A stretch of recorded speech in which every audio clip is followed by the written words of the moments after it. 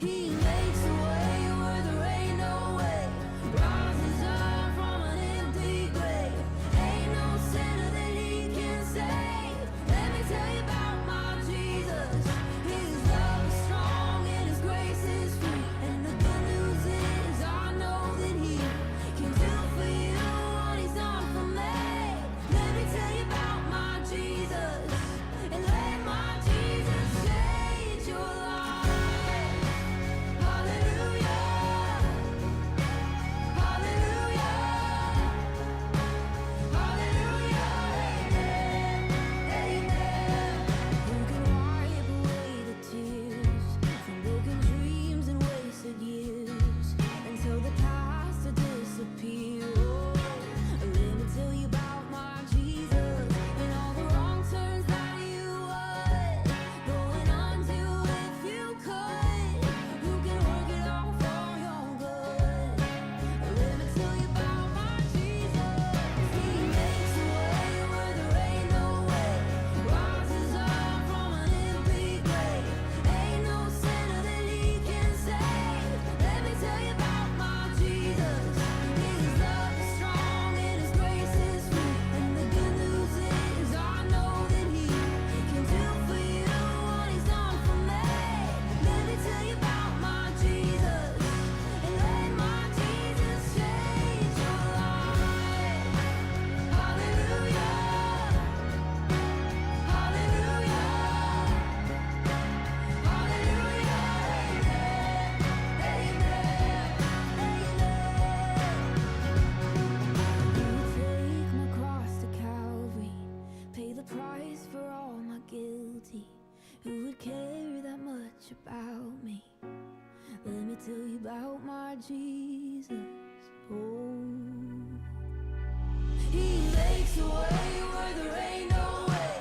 Rises up from an empty grave. Ain't no sinner that he can save. Let me tell you about my Jesus. His love is strong and his grace is free. And the good news is I know that he can do for you what he's done for me. Let me tell you about my Jesus. And let my Jesus change your life. Hallelujah. Hallelujah.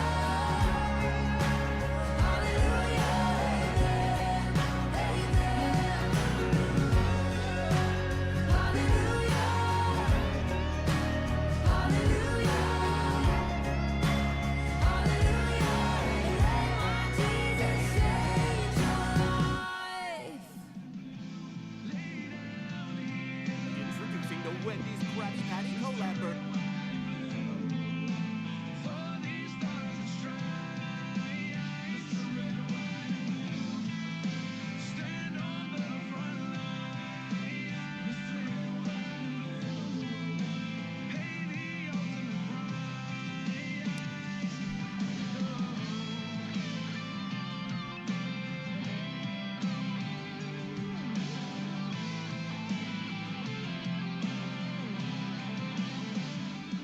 Hello, my friends. This is Macil Duncan, and welcome to the Macil Duncan Show, broadcast live from Chattanooga, Tennessee. I am here in studio by USA Heartbeat Radio, and we appreciate Dave Adams and his team to put this together.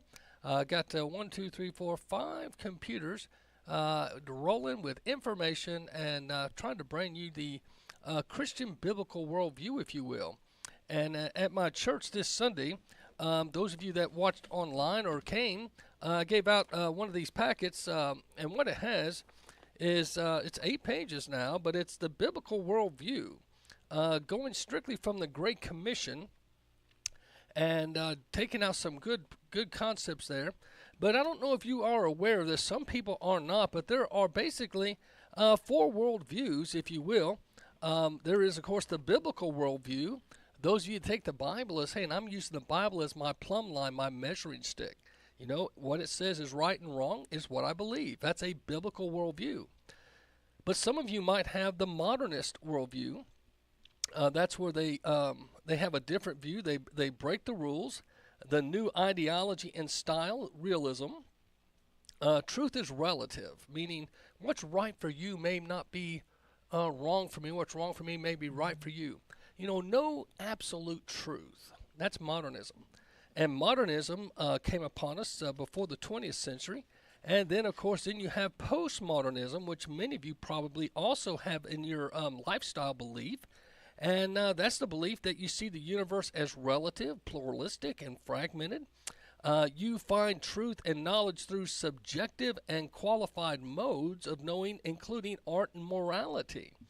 They don't have a belief in the miraculous as much. They're very skeptical on things from Scripture, if you will. And then there's the integrative worldview. They see the universe as evolving, spiritual, meaningful as a whole. They find truth and knowledge through an integration, methods, paradigms, science, and spirituality. Things keep evolving. And when you look to the back, such as to the Bible or the Constitution, things that were plumb lines of legality, those are old. This is the new. You need to get rid of the old and let's think of new. Sound like anything you've been taught before? The average high school graduate and below are more likely to have a biblical worldview. The higher your education, they said up to 69% of those that went through college and higher education tend to have a less biblical worldview. Check out my sermon online at Appleton Baptist Church. I'll be speaking this Sunday on the world religions. And my series for the month of October is, it's a world series, if you will, basically on world topics. So I talked about worldviews. We'll talk about world religions. And the reason I throw that at you is because, and I'll kind of steal what I'll be doing this Sunday. I got my buddy Bruce, one of my kids in my church. He's a pitcher in Little League. And I told him, when you hit a home run, I want that ball. He hit one, and he forgot to get me the ball and sign it. He goes, Pastor Duncan, I forgot. I got so excited. He goes, well, I'll just have to hit another one. So he hit a second one, and he brought me the ball. And he's quite a baseball player. But he's going to teach me how to pitch this Sunday morning. You don't want to miss this. A kid teaching me how to pitch from his perspective. But see, if you know anything about pitching, you could put your fingers on the laces. And, I don't know if you've seen stuff like this. To throw sliders, knuckleballs. I remember learning how to throw a knuckleball when I was a kid. All these different things. By the way you grip the ball and then release the pitch makes a difference who you're throwing it to and how they receive it. Have you ever heard the term sales pitch? They get it from the baseball term because they're pitching you something for you to then either hit or receive. Savvy? A lot of religions today and a lot of, worldviews today, they're pitching you all kind of things. And I met with my buddy Chris today, Chris Widener, and he and I were talking, and we talked about how people don't know who to believe. Today's world's views have gotten so mixed, and especially within the church. There's a lot of Christians that think parts of the Bible are out of date. They treat the Bible like a salad bar. I like this, but I don't like that. And you don't do that to God. See, it's all or none. Think about this. To be able to reject parts of the Bible is putting you on God's level. God wrote the Bible not as a suggestion, but as a compass and a guide. And those of us, you and I, that take the Bible and then we try to, I don't know if I like that. It speaks about this, about sexuality. I enjoy that sexuality, so I'm gonna ignore that part of the Bible. Or the Bible talks about being a giver. I don't like being a giver. I like keeping everything. So I'm gonna ignore that part of the Bible. And I'm reminded of the rich young ruler that came to Jesus and wanted to be part of his team. And Jesus quoted 6 of the commandments that dealt with man. And he said, I've kept all these from my birth. I know the commandments. He didn't even notice Jesus left off the 4 commandments that deal with relating with God. See, that can happen. So I just want to encourage you as believers in Christ. We're about to have some tough times. We've got storms, literal storms that have hit and are going to be hitting even tonight in Tampa. We've got spiritual storms amongst us. We've got a presidential election that pretty much could decide the fate of American history for decades to come. There's a lot going on. I want to remind you of a passage I liked in Mark 4:39. In the Bible, Jesus is calming the storm. You guys have heard it when Jesus said, "And peace be still." But I just wanted to share this with you. The storm, by commanding the sea to be silent and mute, using the imperative noun peace, the Greek phrase used means be muzzled or gagged. Can you imagine? Jesus muzzled the storm. He gagged it, as though the storm were a maniac and had to be bound and restrained. Jesus also said, "Be still." So I want to encourage you today. Don't be afraid of the storms of life. You notice Jesus walked on the water, as you read through the Gospels, and that scared him too. And the only one that got out of the boat was Peter. And if you remember, he walked to Jesus. But then it says he took his eyes off Jesus and he looked at the waves and the water, and he began to sink. What did Jesus do? He reached his hand down and he picked him up and he set him back in the boat. Isn't that pretty cool? So, by the way, have you ever tried to lift someone up, much less while you're standing on water? That's the miracle right there, the balance of Almighty God where there's no balance. See, we sometimes have to just have faith. And I know it's harder and harder for some folks to believe that. Now, I just played a song for you by Ann Wilson, "Let Me Tell You About My Jesus." Here's her testimony I wanted to share. I just thought led to share this with you. She lost her brother, and she was mad at God about it. Here, a quick minute what she did, and may bless your life. Right after my brother passed away, I heard the Lord's voice tell me, and he asked me this. He said, "Ann, are you going to trust me or are you not?" And I remember turning around in my room and saying to the Lord, "Jesus, I trust you." And it was in that moment that God removed all of these feelings off of my shoulders and gave me his peace and his comfort, even in the midst of all of that pain. God gave her peace and comfort.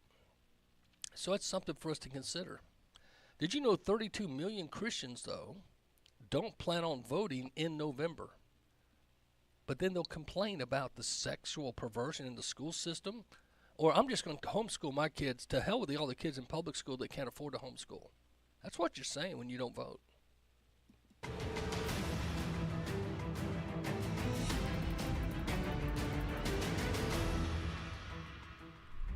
102 million people of faith, including 32 million regular Christian churchgoers, are expected to abstain from voting in November's elections. That's according to Arizona Christian University's Cultural Research Center, which found significantly lower voter enthusiasm compared to 2020.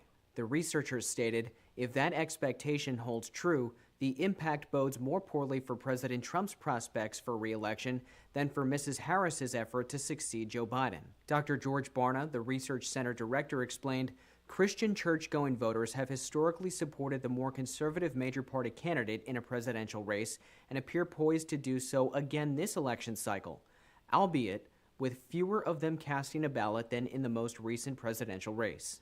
The report defined people of faith as anyone who associates with a religion, including Christianity, Judaism, Mormonism, and Islam. It used census data to project possible totals. Those who said they aren't going to vote gave multiple reasons. 48% said they believe the election would be rigged. 57% said they dislike all major candidates. And 50% said the election has become too controversial for their liking. Dr. Barna stated, in 2020, the margins of victory were a combined 587,000 votes or so in 9 battleground states. In that context, the 32 million Christians sitting in the pews each week who refuse to vote are a game changer. Former President Trump has relied on religious voters in both of his previous elections, especially white evangelical Protestants. Christians, get out and vote just this time. You won't have to do it anymore. 4 more years, you know what? It'll be fixed. It'll be fine. You won't have to vote anymore, my beautiful Christians. I love you, Christians. I'm a Christian. He knows he needs Christians to win. You know, I don't want to scold you, But you know that Christians do not vote proportionately. They don't vote like they should. They have to vote. If you don't vote, we're not going to win the election. 25% of voters in 2020 were white evangelicals, and AP Vocast data shows 81% of them voted for Trump, while 18% supported Joe Biden. That same data shows Catholics were split, 49% for Biden and 50% for Trump. According to Gallup, about a quarter of voters in 2020 had no religious identity, and about 65% in that group voted for Joe Biden. I'm Ray Bogan for Straight Arrow News. For more. So how about that for a checkup from the neck up? I'm asking each and every one of you to vote. Even if you vote for Kamala, I don't care, just vote. It's important. If we could get 75% of the populace to vote, it would be amazing. That's just me. I would love to see a majority vote, but I know not everyone wants to. We're about to go to the break, but let me play again Ann Wilson, one of my favorite songs. I shared her testimony. This is her song, Let Me Tell You About My Jesus. We'll be back. Burden weighing heavy, is it all too much to carry? Let me tell you about my Jesus. Do you feel that empty feeling? 'Cause shame's done all it's stealing, and you're desperate for some healing. Let me tell you about my Jesus. He makes a way where there ain't no way. Rises up from an empty grave. Ain't no sinner that he can save. Let me tell you about my Jesus. His love is strong and his grace is free. And the good news is I know that he can do for you what he's done for me. Let me tell you about my Jesus. And let my Jesus change your life.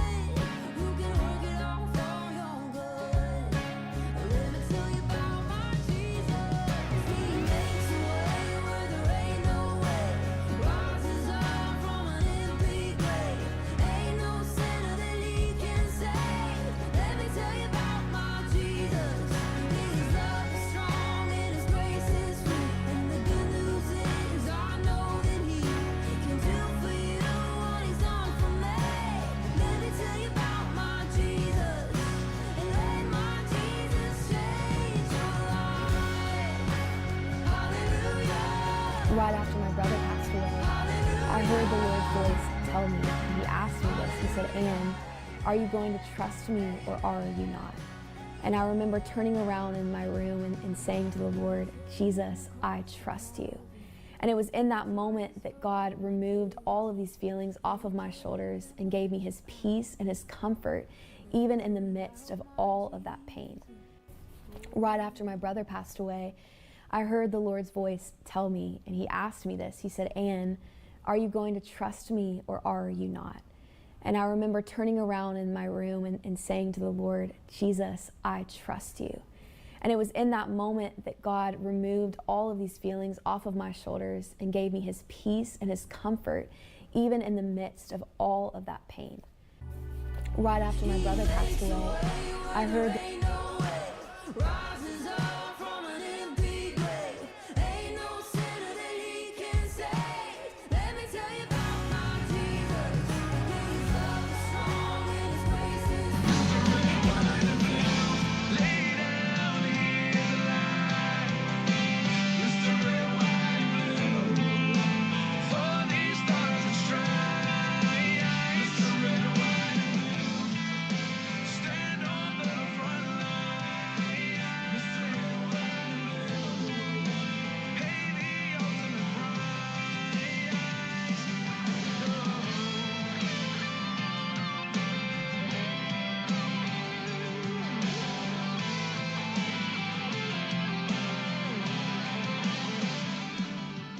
WVMG Chattanooga. Hi, this is Rob Mitchell, Rutherford County Assessor of Property, and I love to listen to the Macil Duncan Show because it's one of the few places that actually tells the citizens the truth about what's happening in their community and in America.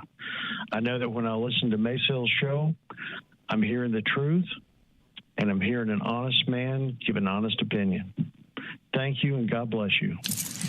Okay, so Sarah, I'm dropping you off at Emily's. Yep. And Josh, you're going to? Soccer, Dad. Soccer practice. Right. Oh, by the way, I just wanted to let you know when I pick you both up, I'll be wearing my short shorts. What? No! Yep, and my dorky dad hat, and I'm going to do my dad dance for all your friends. They'll love it! Seriously? Why? Because I like my short shorts. Of course, I could be talked out of it if you guys would just buckle up your seatbelts without giving me a hard time.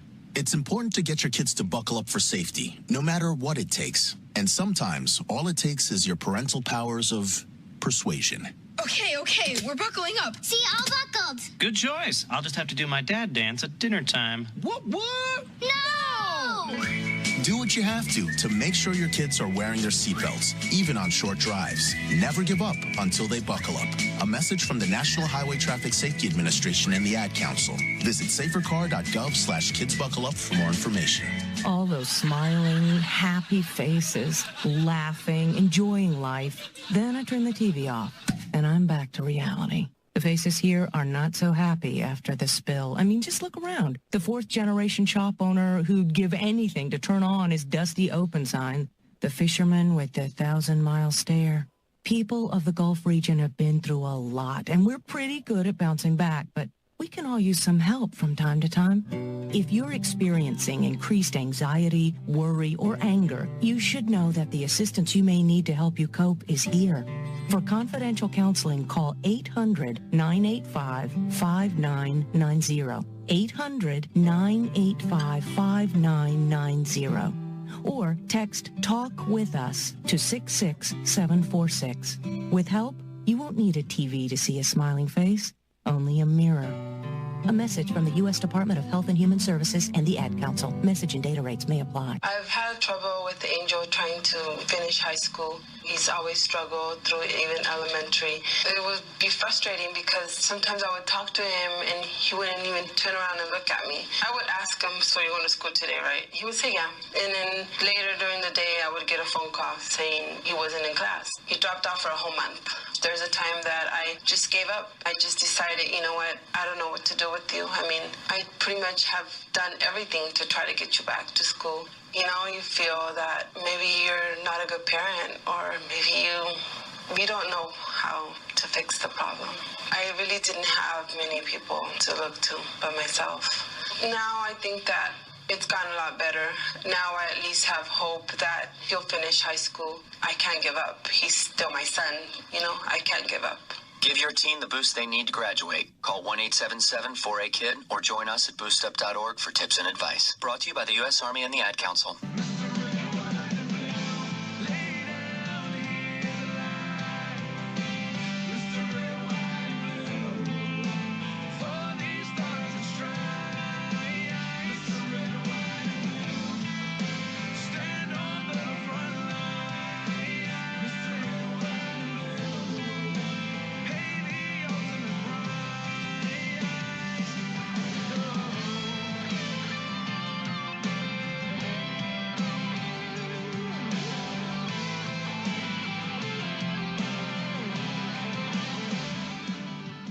Hello, my friends. This is Macil Duncan, and this is the Macil Duncan Show live from Chattanooga, Tennessee.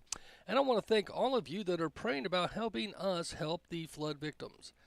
We are here in Tennessee, Chattanooga, of course, and in East Tennessee. If you watch some of my videos, I went last weekend to Irwin, Tennessee, Hampton. I went up to Roan Mountain, Banner Elk, North Carolina, and Elk Park.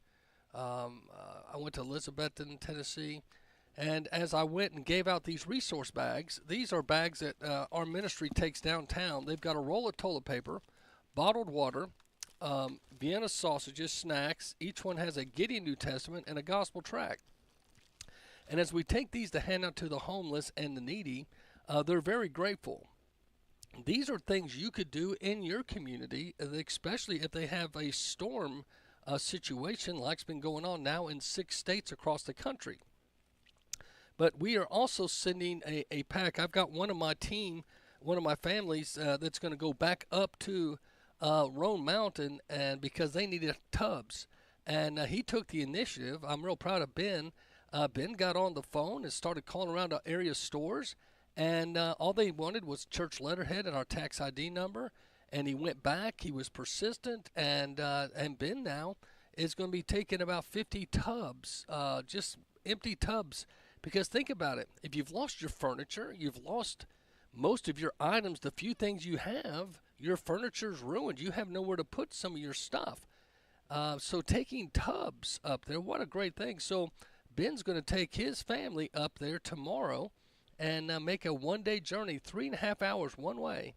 So he'll be on the road 7 hours tomorrow, and I appreciate Ben. He's got such a heart for God, his whole family, and they're transplants from California, and they've joined our church. So it's pretty cool how God's working here, but it's just neat. And by the way, his son is Bruce, the one that gave me the ball. Great family. You try not to have favorites, but Bruce is one of my favorite kiddos because that kid, he's praying about being a minister, and so it makes you just want to pray for him more. But anyway, good family.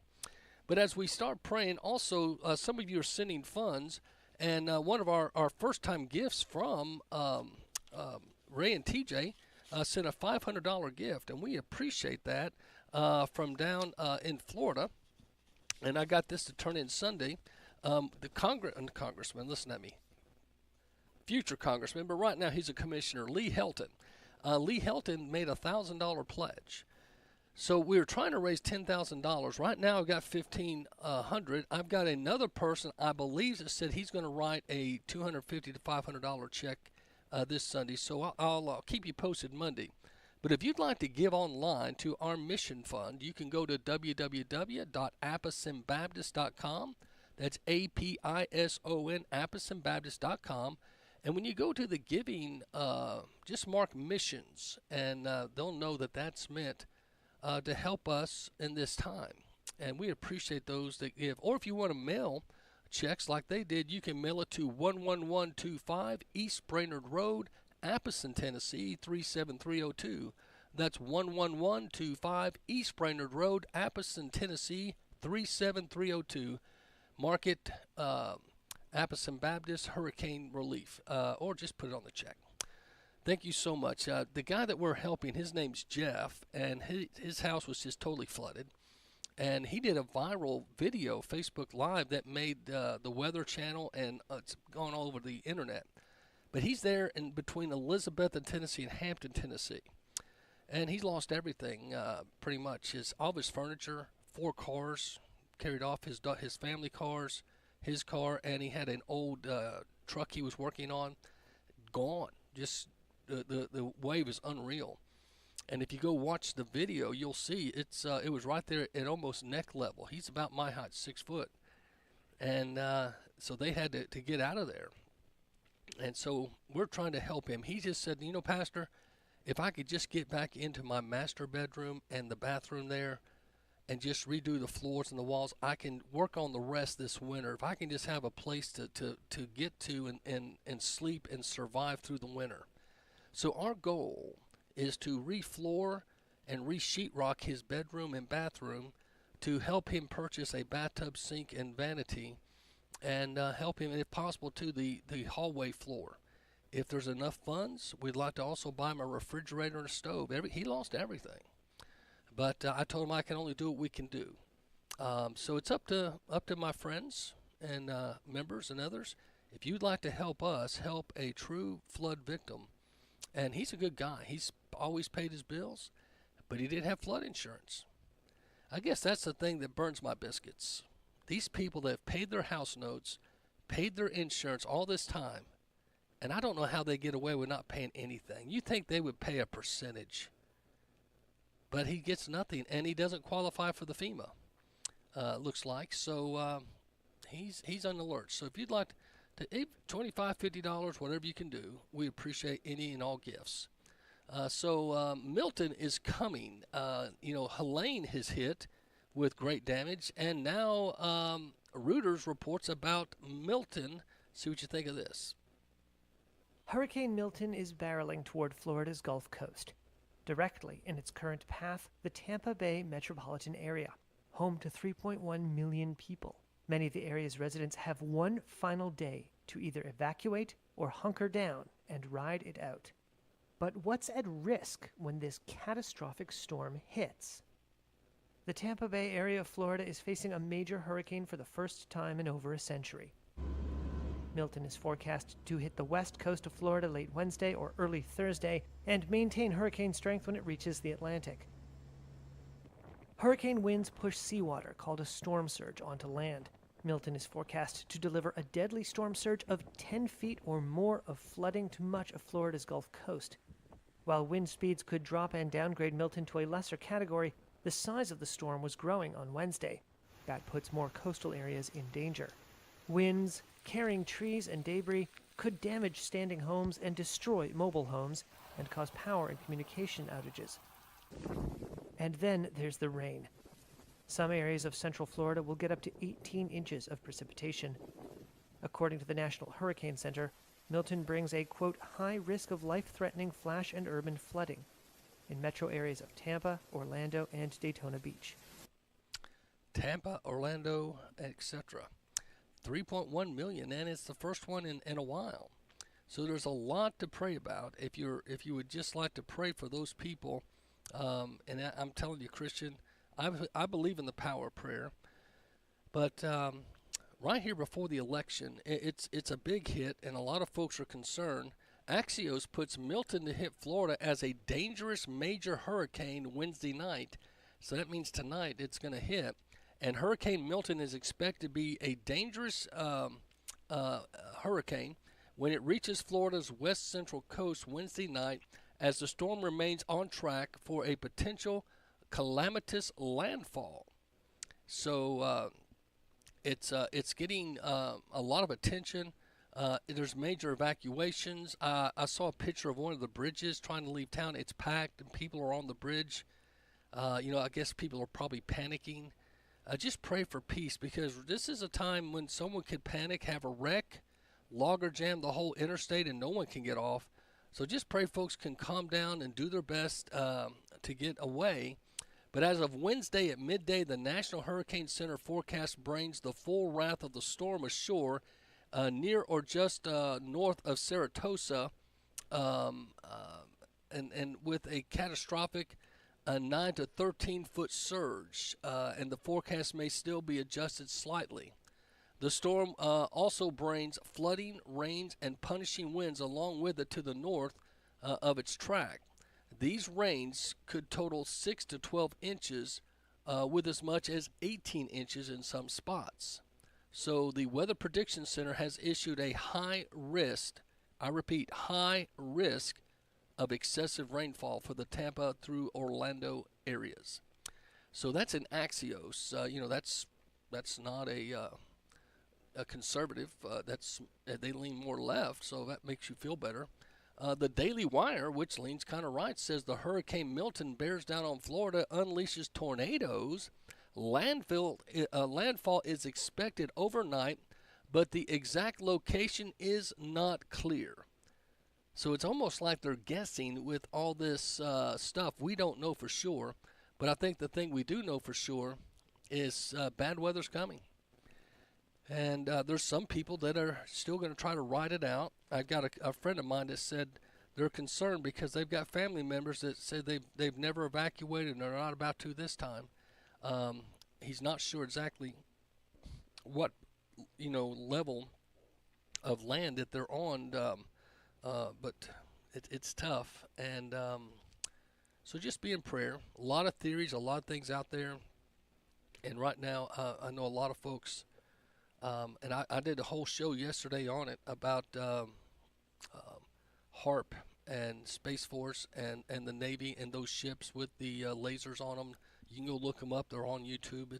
There's no doubt we can manipulate the weather. We can enhance it. It's on CBS. I've played the clips. I got a few to play later in the show if you want to stick around. But the bottom line is, let's say the worst is, let's say there's bad actors trying to create a bad storm for the nefarious reasons. God's bigger. God is bigger. I want you to remember that. There is what I thought was pretty cool, a young lady just giving some hope here, saying, peace be still. See what you think. Be still and know that I am God. Psalms chapter 46, verse 10. Wasn't that cool? What, 30 seconds? Sometimes just a little breath of the Word of God can give you hope. Be still and know I'm God, 46:10. I'll be back.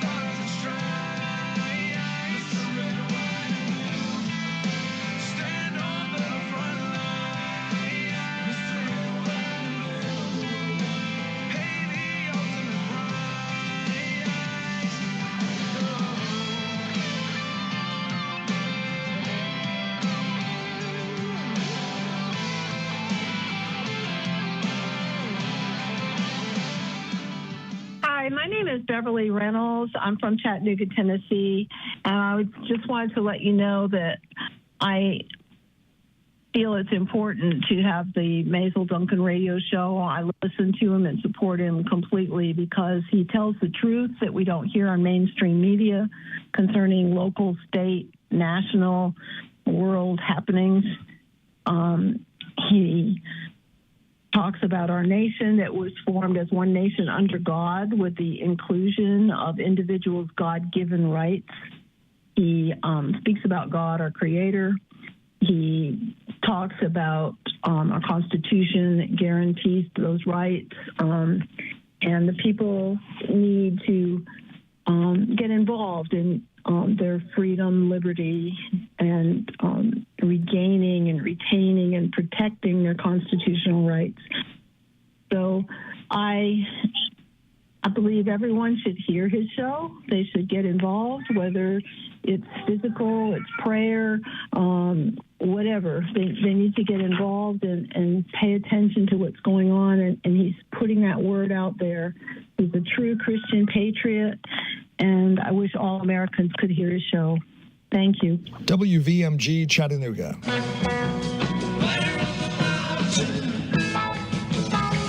Hi, I'm Mickey Hart of the Grateful Dead, and we've traveled all over the world, from Amsterdam to the Great Pyramids of Egypt. But I can't think of anywhere more full of beauty, life, and music than our own national forest. I love the forest, but you know, all its beauty can be taken away from us through one careless act. A campfire unattended, a cigarette butt thrown out a car window, or a trash fire left alone. You see, one little fire can quickly become one big fire, a forest fire. And before you know it, the trees stop swaying, the flowers stop blooming, and the birds stop singing. So please, be careful in the forest. It belongs to all of us, and remember, only you can prevent forest fires. A public service of this station, the Forest Service, USDA, your state foresters, the Ad Council, and the Grateful Dead. This is the sound of a brand new outdoor grill being hurled off a 20-story building. Now a stylish glass coffee table. An electric guitar. These are the things you could enjoy, all cast into oblivion. Because when you throw away money on wasted electricity, you throw away everything you could have bought with it. Visit EnergySavers.gov and get tips on how to save energy and money. Then do things like switch to Energy Star light bulbs or Energy Star appliances, and you could save hundreds of dollars a year. So this doesn't happen to the recliner you've had your eye on, or this to the treadmill on your wish list, or this to the shiny new bike your kid's been asking for. Saving energy saves you money. Learn more at EnergySavers.gov. Brought to you by the U.S. Department of Energy and the Ad Council. Want to fight childhood asthma? Then fight it with a scrub brush and a hot soapy towel. Even in the neatest and tidiest homes, if there's so much as a crumb to eat or a drop to drink, household pests like bugs and mice will do all that they can to get it. Creepy crawlies like bugs and mice are unpleasant enough as it is, but they're more than just a nuisance for kids with asthma because they can actually trigger an asthma attack. So give them a whole lot of nothing. Sweep up crumbs, wipe down tables, scrub dishes before they pile up in the sink, and store leftovers in plastic bags or bowls. Don't leave them so much as one tidbit or nibble, and you can stop a childhood asthma attack before it starts. Discover other simple ways to prevent an asthma attack. Call 1-866-NO-ATTACKS or visit noattacks.org, because no child should feel like a fish out of water. A public service message brought to you by the U.S. EPA, the Ad Council, and this station.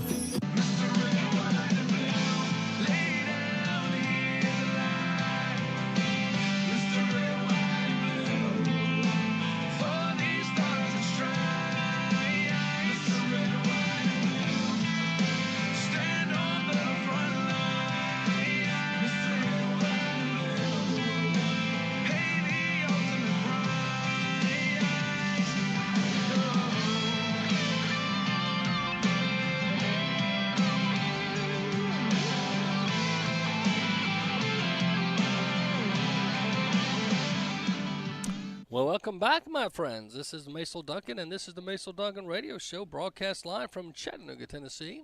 We're now in 37 states, Mexico, and Canada, thanks mostly to USAHeartbeat.com and StreetLevelAmerica.com radio, and they also manage the MacilDuncanRadio.com. That's right. Type in my name, MacilDuncanRadio.com, and it'll take you to my Rumble account, my X account, other social media accounts that they manage, and I appreciate so much Dave and the Heartbeat team for doing that.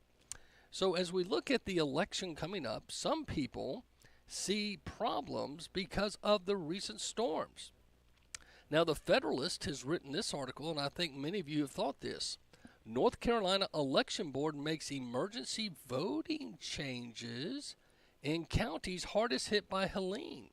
Now, don't forget, of the 28 counties that have been hit by Helene, the hurricane in North Carolina, out of 28, 26 were very strong Republican.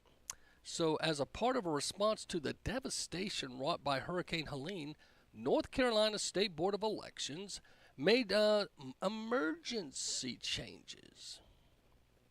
Let's see what this sounds like. Kind of reminds you of when you had COVID and they had to make emergency ballot boxes. Let's listen. These are the changes to how elections will be administered in 13 hardest hit counties in the western part of the state, and all 13 happen to be Republican led. The NCBS based on a resolution in the meeting Monday expanding the capabilities of voters affected by the storm to cast their ballots in this year's election, as well as their ability for country boards and elections process ballots. The election allows 13 counties, Ashe, Avery, Buncombe, I can't pronounce all these, Haywood, Henderson, Madison, McDowell, Mitchell, Polk, Rutherford, Transylvania, Watauga, and Yancey to amend certain voting norms and operations. To amend is the key word there, so long as they are passed by bipartisan majority of the county board. Despite the fact that 25 counties and 3 tribal areas in the state included in an emergency declaration is targeting 13 counties of the new emergency election provision infrastructure of election administration and voters. These are 13 strongest Trump counties, just by coincidence. Improvement to election administration have been made over the last week. So anyway, they're saying that they're allowing for these changes, and the article keeps going on and on. They don't really specifically tell you what they change. They're just allowing them to make adjustments, it sounds like. But the resolution allows for election officials and poll workers who registered voters in North Carolina County to work precincts to make up for the anticipated shortage in the affected areas. So the resolution also allows the absentee ballots to be delivered to Election Day polling places by 7:30 p.m. in a voter's county of registration. Think about this one. So I'm going to pause on this one. This resolution allows for absentee ballots to be delivered to Election Day polling places by 7:30 p.m. Now, a lot of these places, they have hindrances and stuff. Now, like in Pennsylvania, they're allowing their lip-lock liberals to vote 2 weeks after the election. They're accepting ballots. But the cutoff here is 7:30 p.m. on Election Day. I'm just curious. I'm just trying to digest this. And it opens the ability of voters in 13 counties to return their absentee ballots to any North Carolina county. To have their ballots counted. So what if they still don't have who's alive, who's dead? What if someone's voting for somebody? If you can allow 13 counties to vote anywhere in North Carolina, absentee ballot, and I don't see anything here that says proof of identity or signature. That could be dangerous, my friends. Normally, North Carolina law allows that what are known as multi-bipartisan assistant teams to assist absentee ballot requests and return at places like nursing homes and facilities that help voters with disabilities, and the resolution expanded the team's jurisdiction to disaster shelters and other relief areas. Now, don't forget, they've got a very liberal governor, Democrat. They just expanded. There's the kicker I'm looking for. So just like they could go and do voter harvesting, if you will, at nursing homes, people that are in a coma, and they're asking them, hey, you want to vote for Harris or Trump? If you want to vote for Trump, blink your eyes. If you want to vote for Harris, just sit there and suck on the tube. Okay, Harris it is. I mean, they could ask some stupid questions like that and steal votes. That's all I'm saying. That's all I'm saying. You can go read this for yourself. It's in the Federalist. It's a lengthy article. I'm not going to read any more. But I thought I'd go to the Gateway Pundit. North Carolina officials change election rules in hurricane-devastated counties that mostly voted for Trump, fueling Republican election integrity concerns. Yeah, surprise, surprise, surprise. In the wake of Hurricane Helene's path of destruction through the southeast, including critical swing states like North Carolina, the state election officials have made adjustments to voting rules in response to the devastating impact of Hurricane Helene. The North Carolina Election Board, in a bipartisan effort, passed an emergency resolution aimed at facilitating early voting in 13 counties. Notably, all but one of these counties, Burncombe, voted for former President Donald Trump. Okay, I was led to believe all 13, so one of them's a blue county, if you will. But the adjustments include, these are the points from Gateway Pundit: expanding voting sites, extended voting hours, and absentee ballot flexibility. You can go read these articles for yourself. Bottom line, they're trying to act like they want to help the voter. My faith isn't there, guys. I don't know. Maybe you have more faith in the system, but I just don't trust. I just don't trust, especially when Mark Robinson. They've done everything to slander that guy, and if you don't have these Republican counties voting, he doesn't win, and they keep the governorship. It's not just the national; it's the state level. This could really affect state level outcomes. And North Carolina has been trending Trump for past 6 to 8 years, and this could change all that. I mean, the people may still trend Trump, but if they can't emotionally or physically get to a voting site, and especially if folks now have the permission to harvest ballots, North Carolina could be gone. And Trump, from what all I've been told, he needs North Carolina, he needs Philadelphia, and Nevada. He needs those 3 states pretty bad to win. Okay? And don't know. Plus, the way this is hitting Florida. Florida, he's always won, but if they take out some sections there, it could have an impact on Florida. Just saying.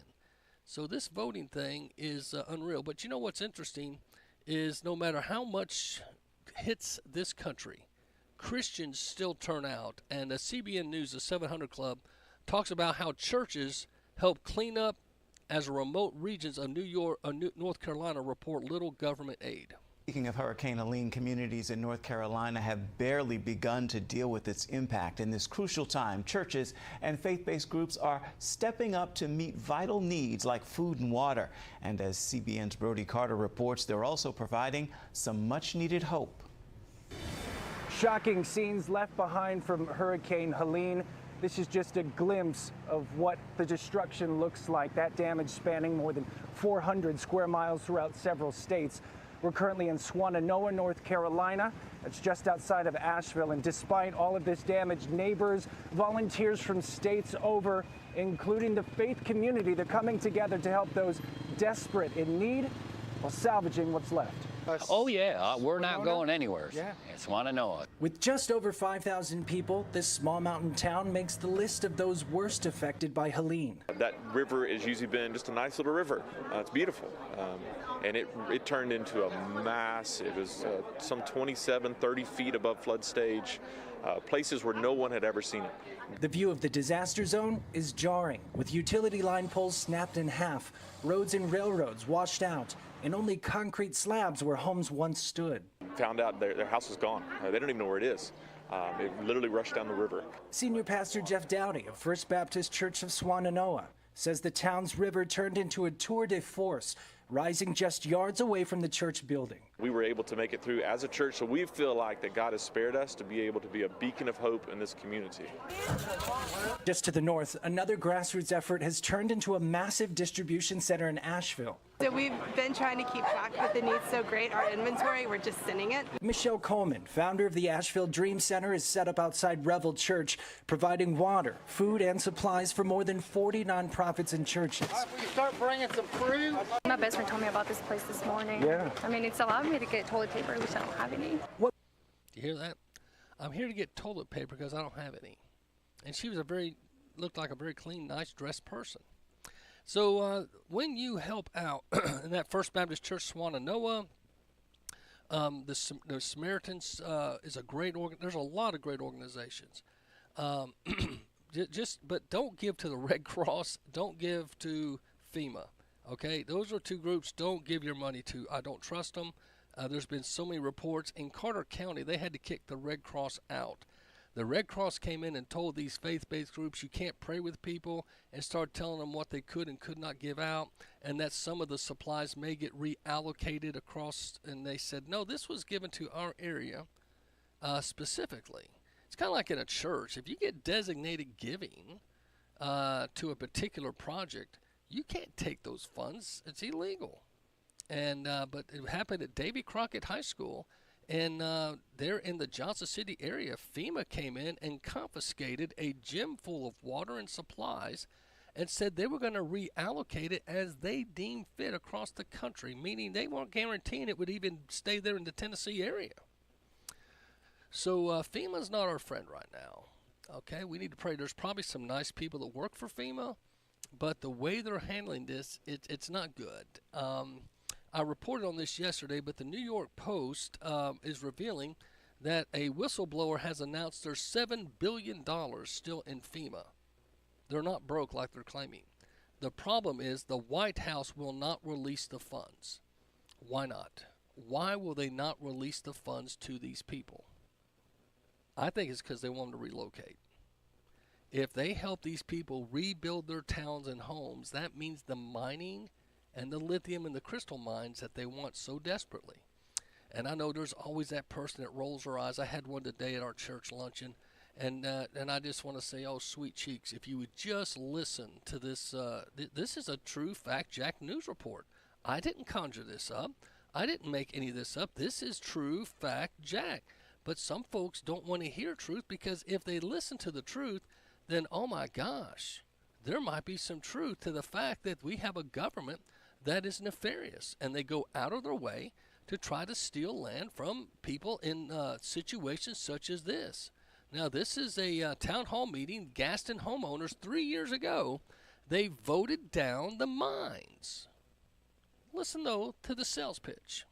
Yet during tonight's presentation, Piedmont Lithium explained their proposed investment could be a payoff to the community, creating high-paying jobs in a much-needed supply chain for investment could be a payoff to the explained their proposed investment could be a payoff. Proposed investment could be a payoff. Investment could be a payoff. Investment could be a payoff. Investment could be a payoff to the community, creating high-paying jobs in a much-needed supply chain for battery energy. There's more lithium processing talent in Gaston County, English-speaking, than anywhere else in the world. Processing talent in Gaston County, English-speaking, than anywhere else in the world. Processing talent in Gaston County, English-speaking, than anywhere else in the world. Battery energy. There's more lithium processing talent in Gaston County, English-speaking, than anywhere else in the world. So 3 years ago, in the Gaston County and up in Kings Mountain and up these places, the citizens said, "Yeah, but we don't want to ruin our homesteads. We like our family farms and our quiet, quaint way of living." But this guy's saying, "Oh, but we can change. We can give you money. We can give you all these things." And the people said, "We're not in this for money. We're in this for peace and family." Isn't that remarkable? That people in North Carolina said, "We appreciate it. We really don't want your money." Hear what another citizen said. A few residents recognizing these pros. We're sitting on a gold mine. Literally, quite literally, we're sitting on good dirt. A gold mine, she said, sitting on good dirt. And she was a citizen that wanted to see the mines passed. Here's another one. I see the potential of a project like this. I'm going to embrace it. But the majority of others more concerned about the cons. The majority, catch that, the majority. But the majority of others more concerned about the cons. The majority of others more concerned. But the majority of others. But the majority of others more. That's why they got to go. That's why you need to send a hurricane or something through there. We got to get these folks out. We tried to bribe them. We tried to persuade them. We tried to out-schmooze them. But they just wouldn't vote our way, so get them out. Now, some of you say, "Macil, can you prove that?" I think I can. More concerned about the cons. They are willing to destroy people's lives, homes, and one of the most beautiful, peaceful areas in Gaston County for rechargeable batteries. Representatives for Piedmont explained they must go through a series of regulatory permit approvals. And so these permits had to get approved, and guess who? One of the people, his name is on there. It's Kamala Harris's husband. He's working with Albemarle and some of the other groups to get these mines a-clicking through North Carolina. And as much as 11 months ago, they were putting in permits and buying up land that was available. Why would you be buying land when for 3 years folks have been voting down your mines? Why would you be buying land? And why would BlackRock invest $90 million in the North Carolina mountain region all around the mines for purchasable property? Well, because lithium is key. Now, this is an engineering. This isn't a political. This is a engineering TV program. Check out what some intelligent people said. On today's episode, where will EV lithium come from? In the future, North Carolina. How did he know that 11 months ago? Where will the EV from North Carolina? At that point, the people had all voted no. It had not gone through. The people kept voting no. How did he know this? On today's episode, where will EV lithium come from? In the future, North Carolina. The future is North Carolina. Again, this is the site. Today's episode is brought to you by Engineering.com, a globally trusted source for engineering content. Check out this and many other exclusive videos for the engineering professional found only on Engineering.com TV today. Critics of the transition from the internal combustion engine to electric vehicles point out that many obstacles remain to full adoption. High costs, unknown electrical grid capacity, and importantly, access to the critical minerals necessary to create the all-important battery packs. With electric car battery technology, lithium is the key metal, and like other strategic inputs, most of the world's supply are a long way from American auto manufacturers. That, however, may be changing, as Albemarle Corporation and Caterpillar have announced a deal to collaborate on zero-emissions battery-powered mining equipment for deployment at the Kings Mountain, North Carolina lithium mine. So they announced a deal. Now, you need to know there was already a mine there in Kings Mountain, and I shared this with you yesterday. This is a gentleman that went up to Kings Mountain, and he took a tour, and this is Julian Spector, and he hiked up there. Now, it's a nature trail right now, but from 1938 to 1988, it was an active lithium mine, but Ronald Reagan shut it down because it was part of the peace agreement, because lithium back from 38 to 88 was used for some of the atomic weapons and the trigger keys.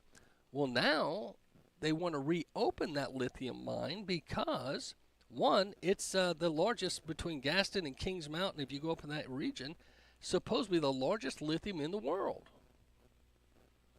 And some of you want to know, why did we pull out of Afghanistan? You know why we pulled out of Afghanistan? It wasn't because we wanted to be nice and get back.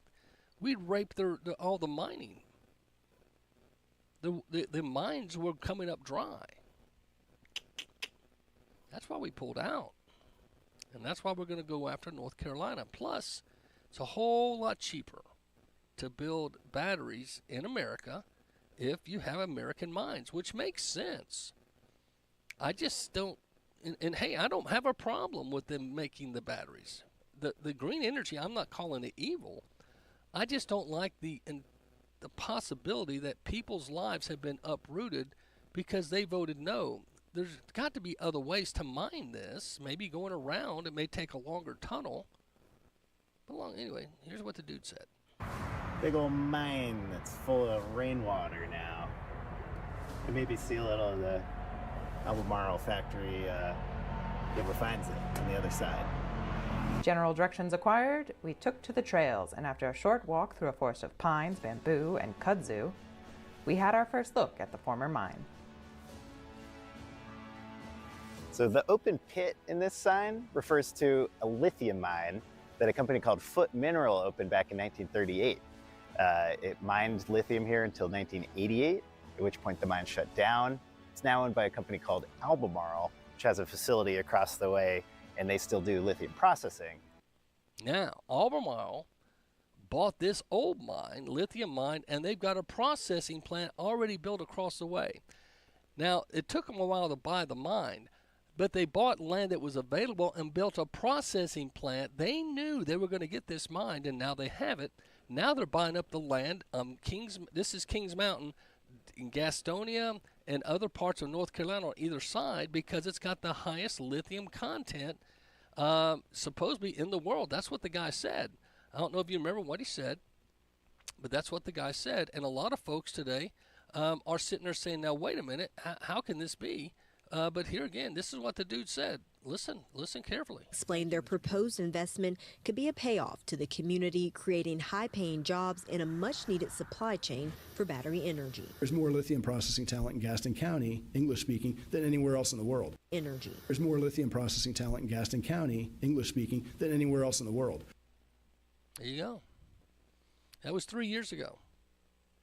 So they've been working on these mines, already building lithium processing plants, knowing they're going to eventually get the mines. So interesting, is it not? And it's politics. Politicians know before we do where the money's going to go. So that's why a lot of them run for. If you ever notice the salary of the average congressperson, I think it's $175,000. But yet they walk away millionaires. How do they know? Because they've got insider trading tips. They know certain deals that are going to go down. They know when companies are going to go broke and when they're going to explode. Okay? And you know what? I personally don't have too much of a problem with that. If they're going to go up there, as long as they represent America. But here's two problems I have with our current Congress. I'll say quickly. One, we pay them till they die. I think you're out of office. You should lose that special insurance and you should lose your salary. The second thing I don't agree with is how they can become dual citizens.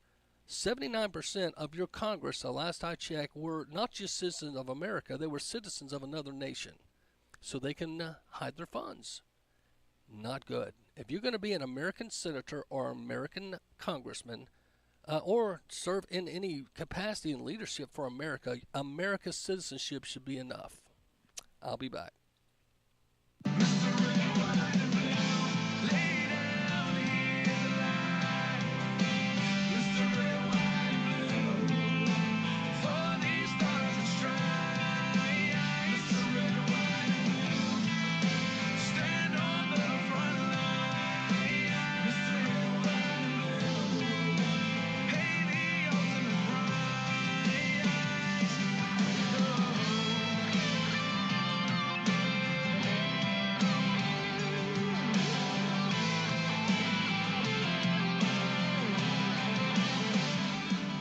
Hello, my name's Dave.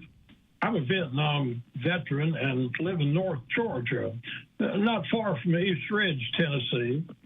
I like listening to Patriot Pastor Macil Duncan. He keeps up with fast-moving news, which keeps me on the cutting edge of information that we all need to know. I like the music and stories he has. I like that he helps the homeless folk, and we could all help with that. I love God, and America is my country. Thank you for all that you do. Goodbye. WVMG Chattanooga. Today in school, I learned a lot. In chemistry, I learned that no one likes me. In English, I learned that I'm disgusting. And in physics, I learned that I'm a loser. Today in school, I learned that I'm ugly and useless. And in gym, I learned that I'm pathetic and a joke. In history, I learned that I'm trapped. Today in school, I learned that I have no friends. In English, I learned that I make people sick. And at lunch, I learned that I sit on my own because I smell. In chemistry, I learned that no one likes me. In biology, I learned that I'm fat and stupid. And in math, I learned that I'm trash. The only thing I didn't learn in school today? The only thing I didn't learn today? The only thing I didn't learn is why no one ever helps. Kids witness bullying every day. They want to help, but they don't know how. Teach them how to stop bullying and be more than a bystander at stopbullying.gov.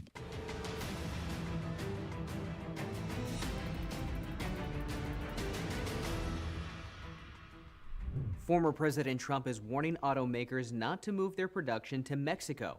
During a speech in Wisconsin, he said he'd put a 200% tariff on vehicles that are made south of the border. They think they're going to build them cheap and sell them into our country and destroy Michigan and all these wonderful states. So it's not going to happen. We'll put a tariff of 200% on if we have to. We're not going to let it happen. We're not letting those cars come into the United States and destroy our car industry. You won't have anything left. According to Reuters, about 3 million vehicles came into the United States from Mexico in 2023. About half belonged to Ford, Stellantis, and General Motors. Former President Trump previously said he'd put a 100% tariff on imported cars and trucks. According to the Tax Policy Center, if Trump went through with this, it would increase the price of imported and domestic vehicles, new and used. The TPC also said it could lead to layoffs for American workers.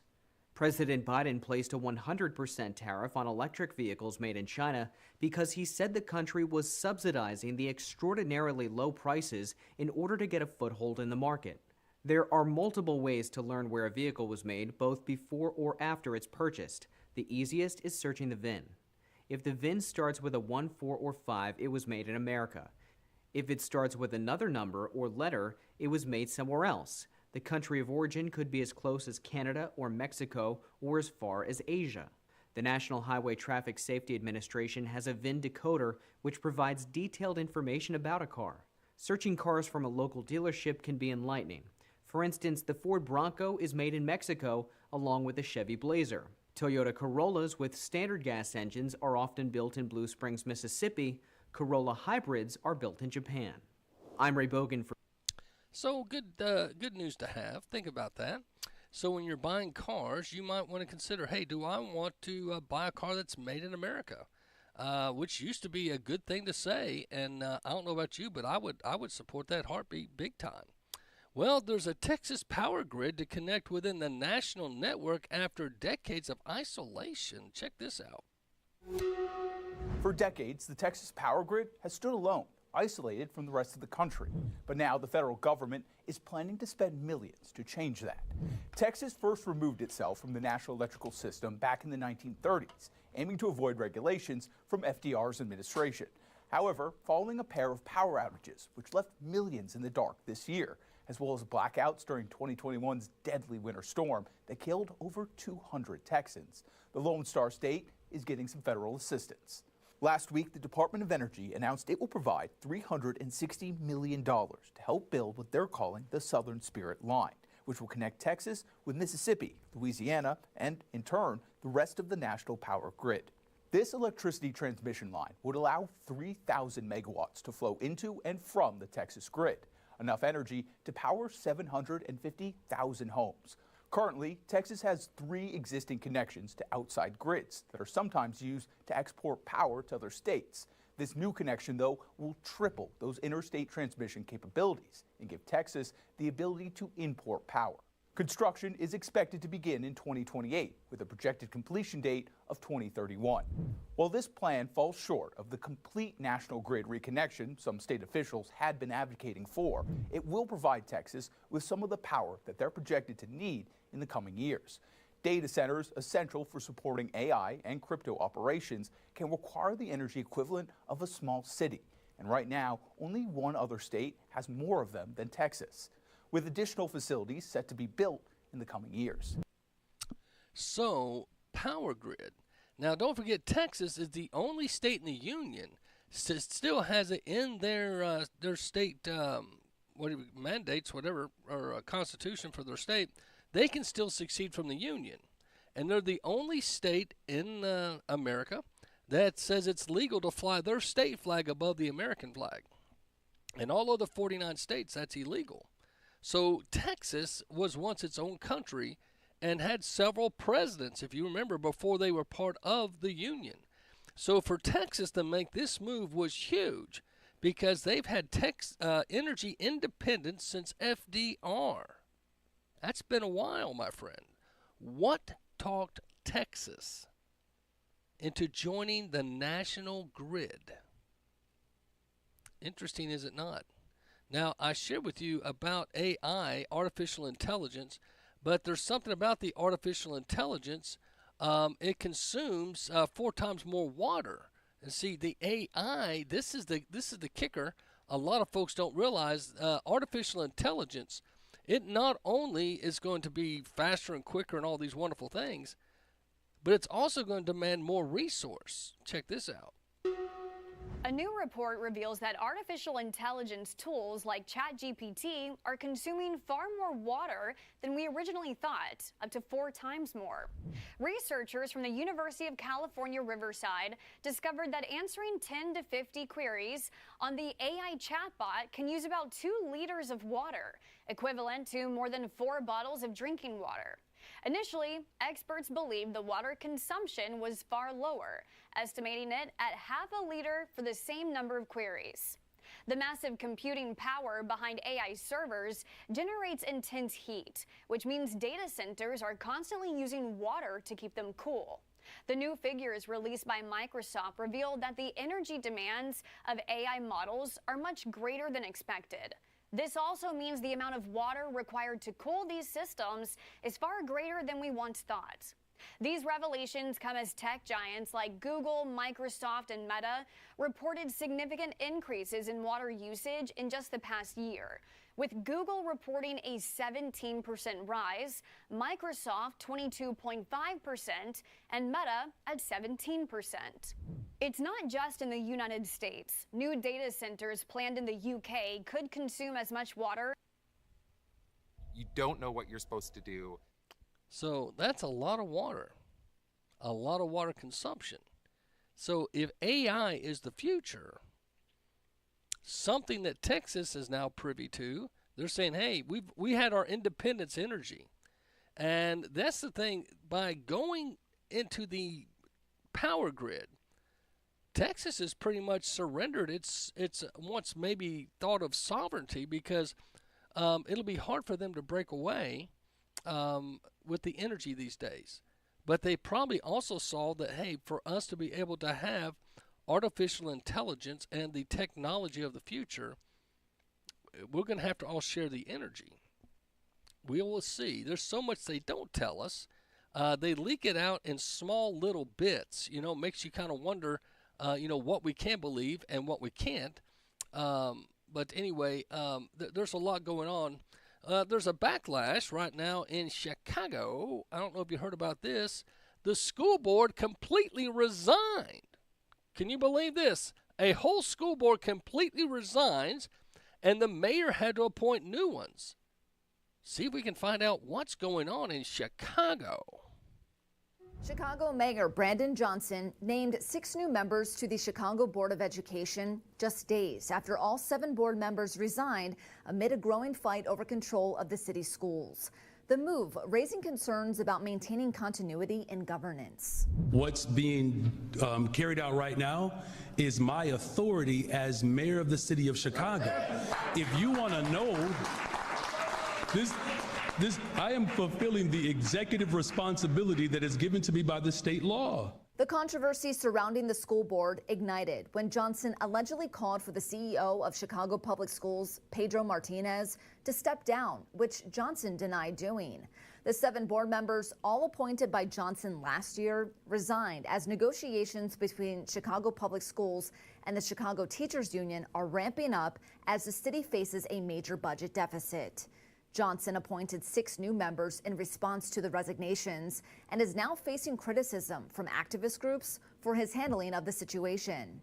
The mayor, a former teachers union organizer, is facing accusations of attempting to consolidate power. Over the weekend, 41 of the city's 50 aldermen signed a letter condemning the situation, demanding a hearing before the mayor appoints new board members. Chicago will be expanding its school board to 21 members next year, including 11 members appointed by the mayor and 10 elected members. Can you call stacking the deck? They're only going to allow the people to vote for 10, and he gets to appoint 11. That breaks a majority. Chicago. Anybody want to move there? Not me. I don't think so. So just bring you some of the news. Just thought some of this stuff might interest you. Here's another ditty here. Let's see. Get the runner here. FEMA spending on hurricane disasters and migrants crisis under scrutiny.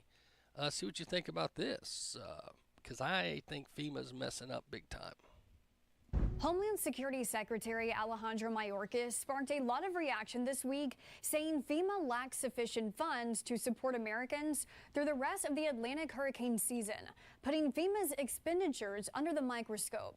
How much it spends on natural disasters and how much it spends on migrants in the country. We are meeting the immediate needs with the money that we have. We are expecting another hurricane hitting.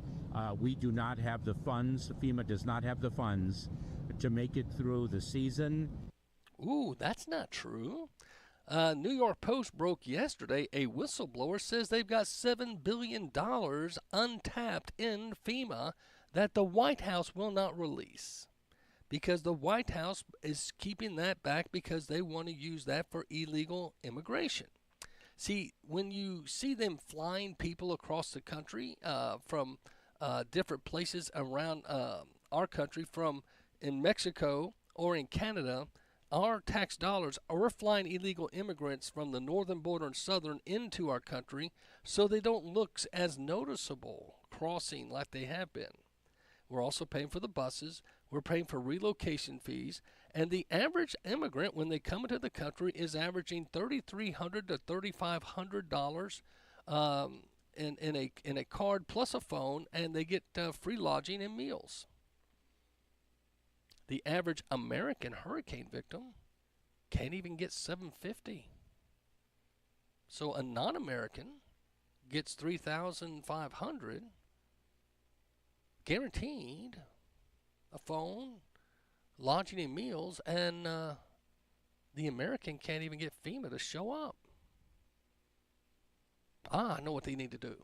All Americans that have been hit by the disaster need to go to Mexico, become Mexico citizens, cross the border, and there you go. You get all kind of money. Yeah, you're being sarcastic. Yes, I am. Well, Elon Musk has harsh words for FEMA interfering with Starlink. Here's a guy trying to be nice, trying to help people in rough areas have internet connection for communication purposes, and it's FEMA once again being the bad guy. We have another hurricane heading towards Florida right now. We'll see about that. It largely spared most of West Coast Florida, but it has done unbelievably horrific damage in North Carolina. So I'm going to read some info here from the Daily Wire regarding how Elon is now helping the people of North Carolina where FEMA is falling short. And we're going to show you some B-roll footage of the devastation while I read it. It is just extraordinary. Just watch this and I'll read from the Daily Wire. Tesla CEO Elon Musk said on Tuesday that he's providing free internet through his product Starlink to those affected by Hurricane Helene. At least 180 people across Florida, Georgia, the Carolinas, Tennessee, and Virginia have already been confirmed dead in the wake of the hurricane, with the death toll expected to rise. Millions were left without power, internet access, and cell phone service. We are making a system update that allows all Starlinks in the affected areas to work regardless of payment, Musk announced on X, a social media platform he now owns. Software update hopefully completed tonight, tomorrow at the latest. Former President Donald Trump on Monday visited Georgia, one of the hardest hit states in the area. Meeting with volunteers, Trump said he was working with Musk to get Starlink to those in need. So it's rather extraordinary what is happening. I'll have more on this in just a second. But by all accounts, FEMA is really failing right now. They are not getting the supplies to the people as needed, and Trump and Elon Musk are basically working together to make sure people are connected so that they can be found. He's not charging for all of this. I mean, this is in many ways the private sector picking up where the federal government, the public sector, has failed. And this federal government, run by a man who is sleeping right now and a woman who's an NPC character, is an abject disaster and embarrassment to all Americans. Which is true. Why would they try to interfere with the richest man in the world trying to provide free internet connection? What's obvious? They don't want the people that are being destroyed in the wake of these storms to be able to communicate, and they might get some hope of staying and rebuilding their homes. They want them to evacuate so they can do the land grab. You'll not convince me otherwise. The Haitian gangs are recruiting children with a promise of food and shelter. Again, the Haitian gangs are acting more like FEMA than FEMA. As violence continues to grip Haiti, there are new reports that gangs on the island nation are recruiting kids as young as 8 years old. Human Rights Watch reporting Wednesday, gangs are luring children with the promise of food, shelter, and money. Boys are recruited to be informants, brandishing guns, and sometimes involved in shootouts with police. And little girls are used as house servants and often become victims of rape from gang members. The groups say child recruitment is ramping up, with some members using rap videos to appeal to youth. HRW urges Haiti and other countries to deploy more security forces and humanitarian aid to alleviate near-famine conditions. The U.S. is also pressuring a UN-approved international security force to transform its mission into a UN peacekeeping operation. The current Kenyan-led international security force is lacking in personnel.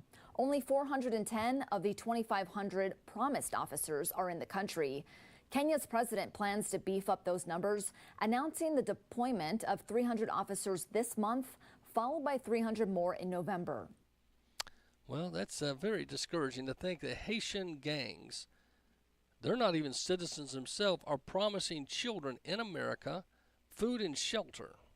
In return, all you got to do is spy, maybe carry a gun, maybe shoot at a police officer every now and then. But we'll feed you, we'll shelter you, and we'll treat you better than FEMA.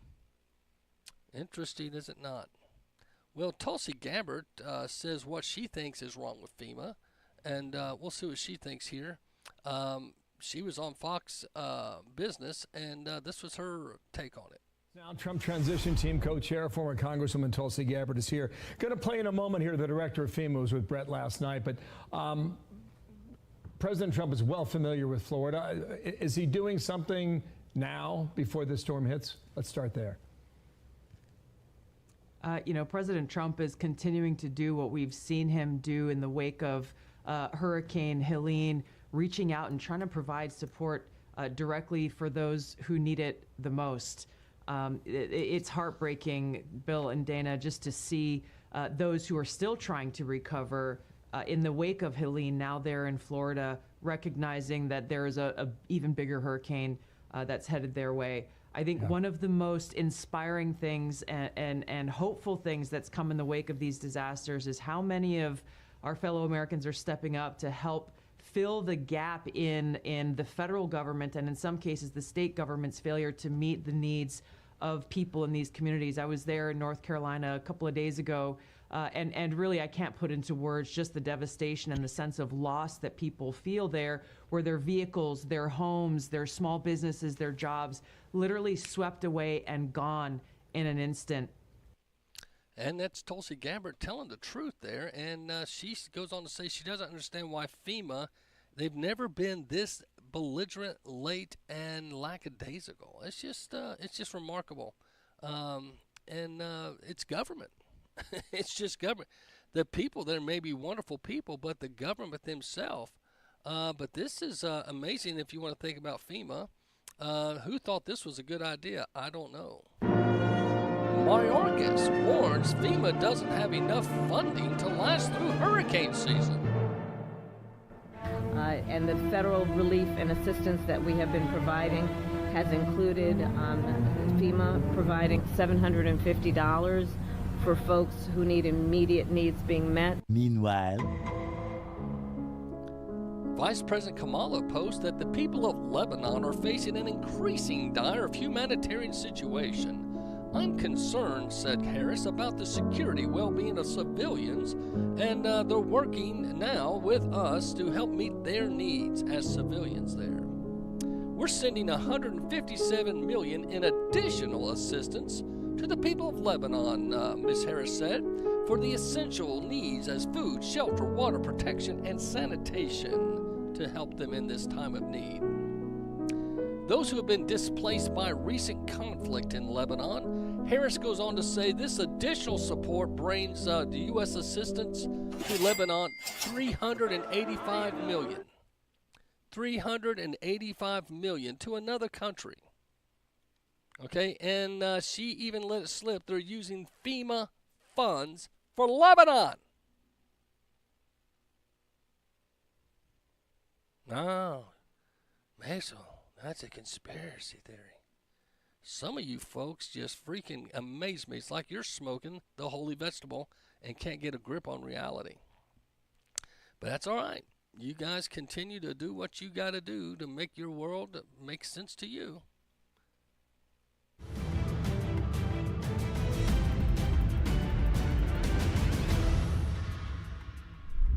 A progressive campaign group in Michigan is shifting their support away from the Democratic ticket, putting Democrats' hopes for a victory in the swing states in jeopardy. Did you just hear this?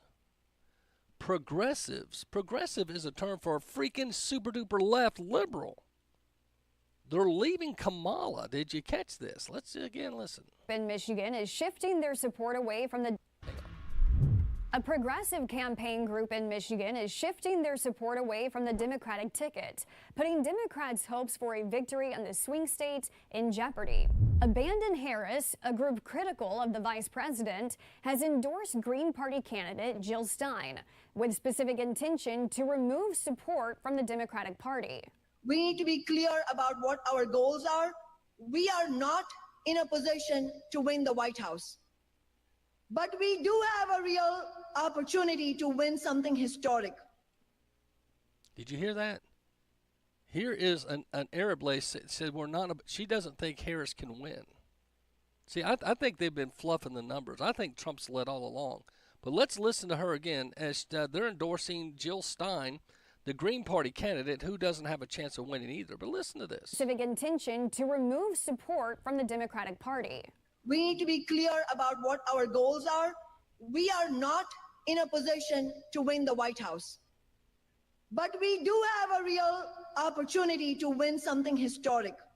We could deny Kamala Harris the state of Michigan. There. They can deny Harris the state of Michigan. Why would a bunch of progressive, left-leaning, lip-lock liberals want to deny Harris? Because Harris is double-talking. Remember? I'm pro-fracking. No, I'm against fracking.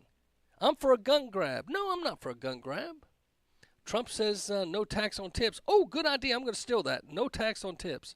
She is the flip-flopper flipper.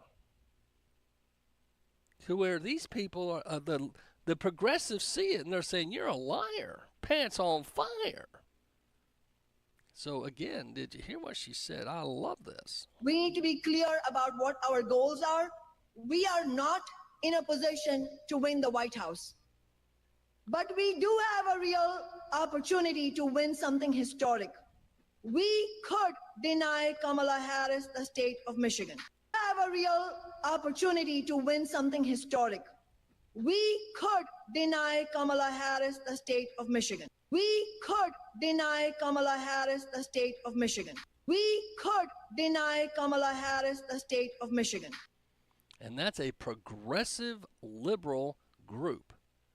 Shabammer. I don't know if I wonder what Harris is doing when she's getting these, if her team tells her. Now, you may have heard there's a rumor, but several posted on X that are in the D.C. circuit that said Kamala Harris's staff got in an altercation with Jill Biden, and it got physical. It wasn't just cussing each other out like in the past. Jill took a swing at somebody is the word. What did they do to get Dr. Jill that ticked off? I don't know. But here's some more news. I'm curious, you don't do too many long form interviews. What made you want to do Call Her Daddy today? Well, I think you and your listeners have really got this thing right, which is one of the best ways to communicate with people is to be real, and... Can you say that again? Just the way you said it. Well, I think you and your listeners have really got this thing right, which is one of the best ways to communicate with people is to be real. I couldn't agree more. We're here in Texas. I want to ask you about the border. Would you call the border secure? I think that there is no question that we have to do what the president and I asked Congress to do. Is the first request we made. Pass a bill to create a pathway to citizenship. The border is secure. The border's secure, right?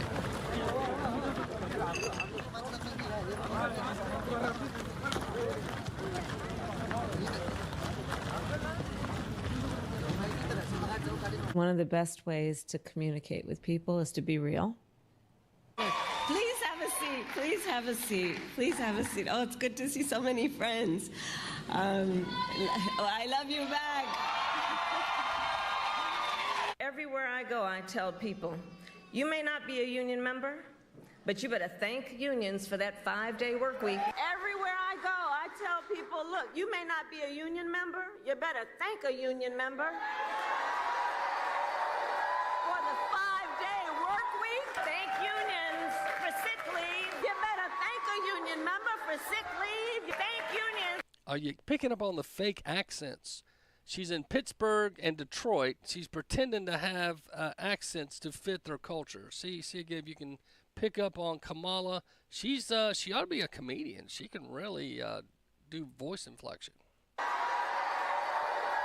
the 5-day work week, thank unions for sick leave. You better thank a union member for sick leave. Thank unions for paid family leave. You better thank a union member for paid leave. Thank unions for your vacation time. You better thank a union member for vacation time. So we're 64 days out from this election. Let's just get through the next 64 days. How about It's sick. One of the best ways to communicate with people is to be real. So there are a lot of reasons why we need to legalize. Have you ever smoked? I have. Okay. Like and I inhaled. I did inhale. Okay. It was a long time ago. But yes. I know you have to go. They say you have to go. I just wanted to ask. just broke news. I mean, was it in college? See, I like stuff like that. That's a real honest answer. What does Kamala Harris listen to? What were you listening to when you was high? What was on? What song was it? Oh my goodness! Oh yeah, definitely Snoop. Tupac for sure. What do you listen to now? What's your favorite? Really? She graduated in 1989, earning a doctorate degree, and was admitted to the California bar in 1990.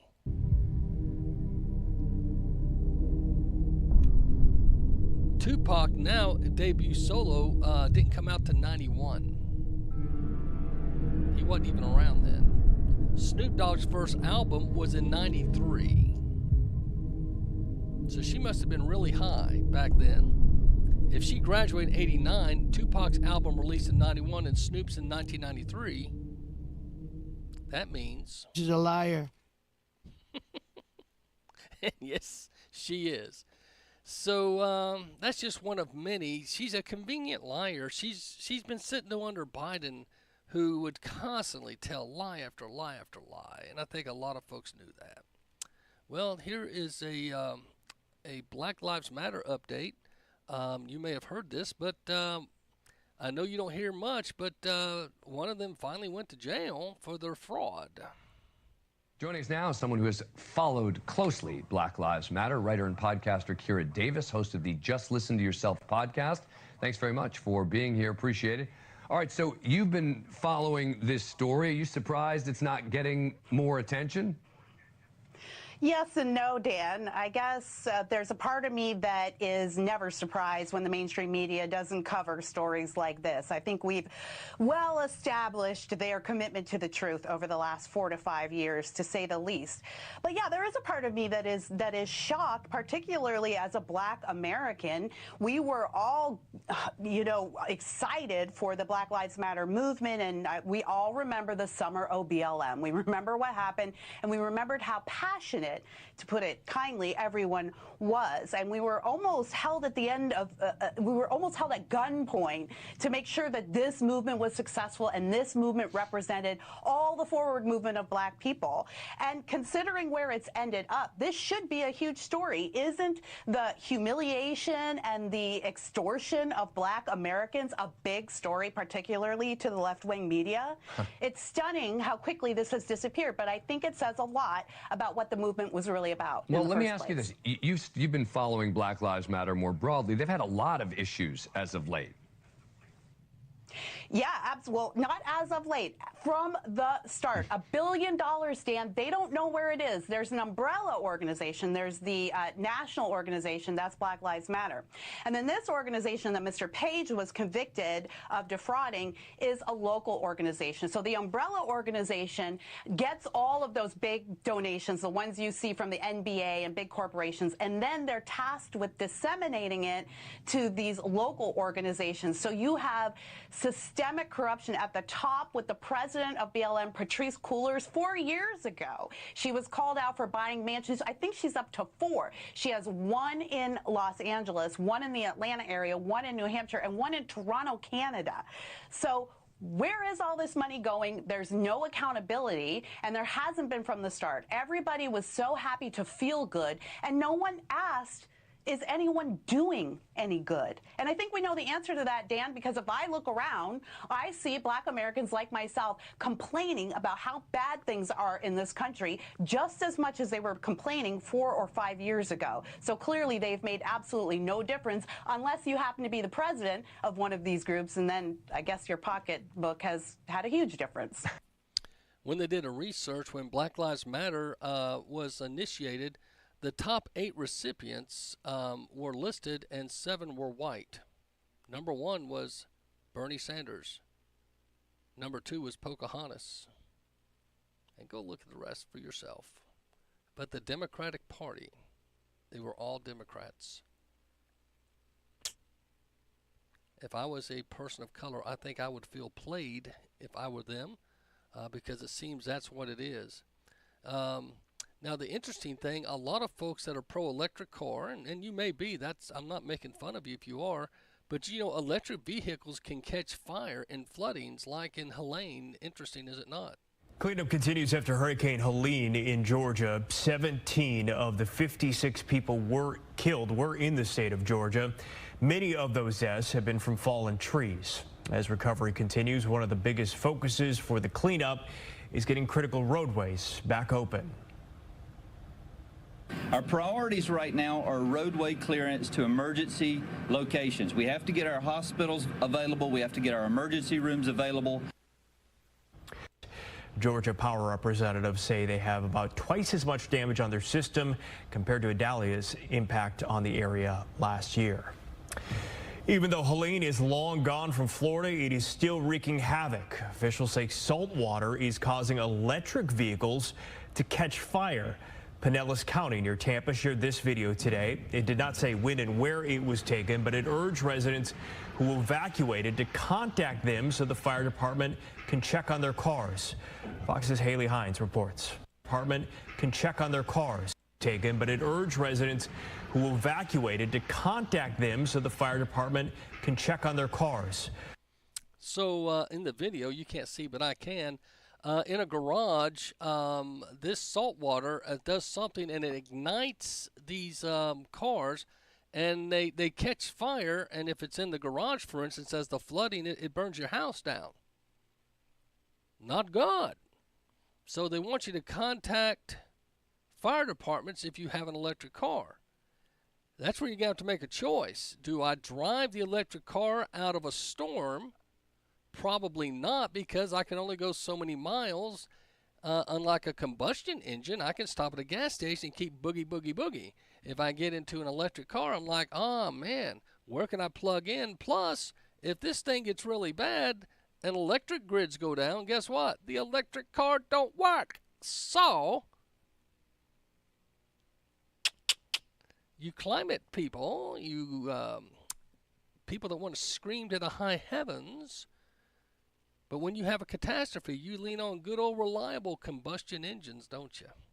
I bet you if you had a choice right now, if you're in Florida or you're in Tennessee, one of these places, and you had to evacuate, electric car, combustion car, which would you pick? Now, some of you say, well, the electric car costs twice as much. Well, if you're that dumb to buy it, then shabammer. Interesting, is it not? Interesting, is it not? Well, good news, I guess, for Elon Musk and X. The Brazil Supreme Court has lifted the ban on the social media platform X, formerly known as Twitter, after the company complied with court orders and paid significant fines. Justice Alexander de Moraes authorized the platform's immediate return to the country after X blocked accounts accused of spreading misinformation about the 2022 Brazilian presidential election. The platform paid $5 million in fines and agreed to appoint a local representative required by Brazilian law. The ban on X was imposed after the company, owned by Elon Musk, refused to comply with orders to remove certain profiles. In response, Musk shut down X's Brazil office and laid off staff in late August, criticizing the court's actions as a violation of free speech. However, in September, X reversed its stance and began complying with the court's demands, leading to the ban being lifted. Anatel, Brazil's telecom watchdog, has been instructed to ensure that service is restored for the platform's 22 million users in the country within 24 hours. So that's interesting. You know, that's probably a big game of a Monopoly you and I don't even have a clue about.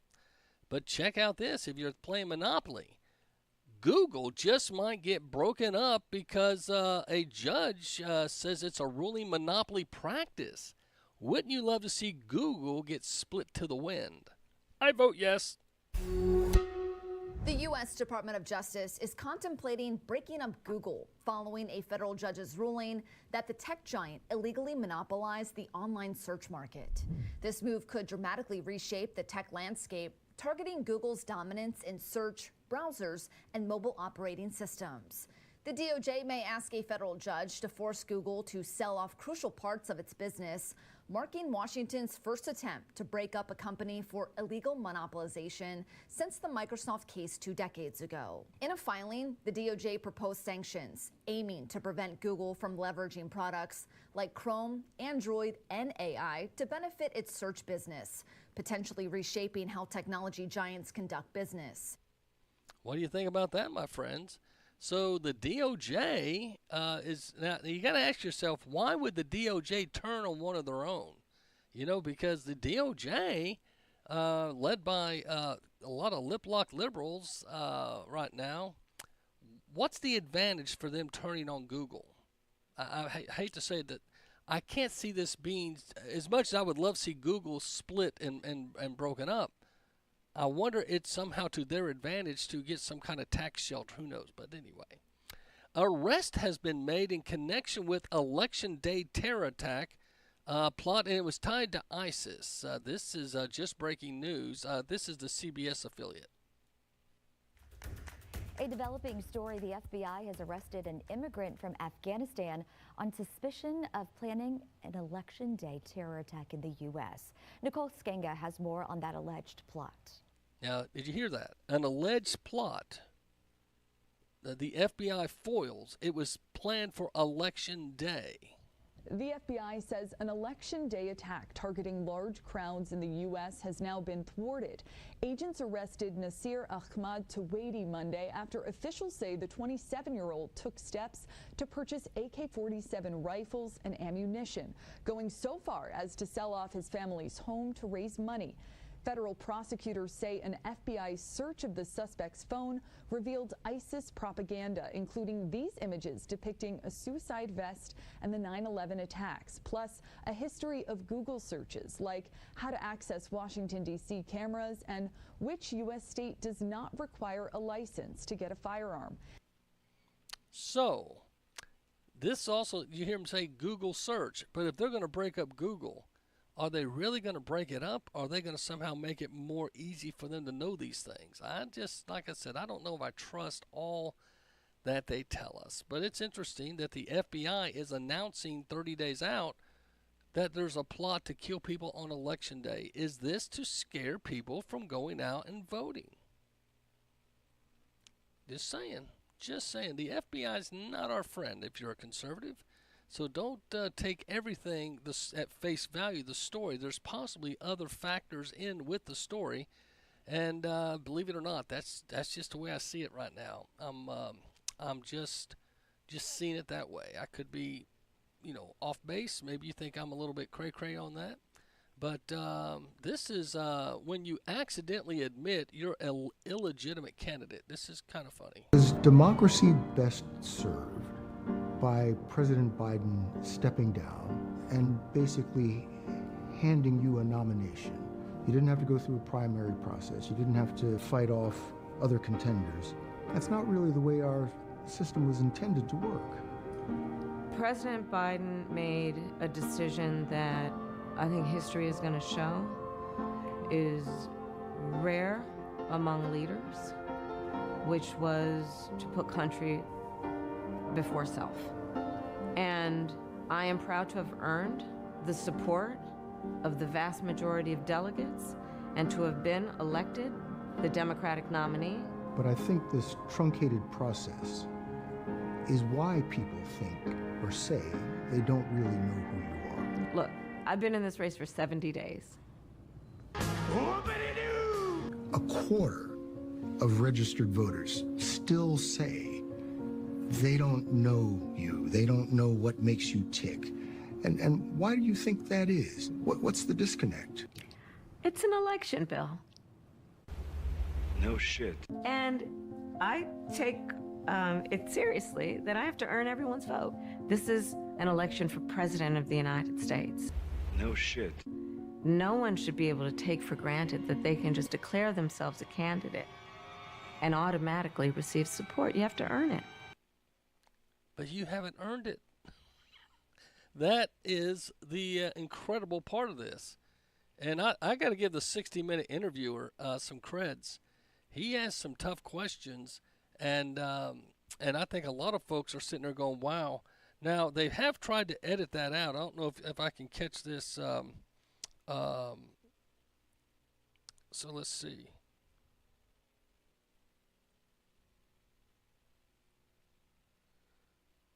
Let's see. You will be on Street Level America Radio starting today. I think I've been on Street Level America. Anyway, I'm sorry, Dave. Misunderstood your message there. Let's see. I sent this to my pastor pal. Let's see. Yeah, here we are. I'll play it for you. This is the original 60-minute interview, and then they tried to doctor it up so she didn't sound so crazy on the internet. See what you think.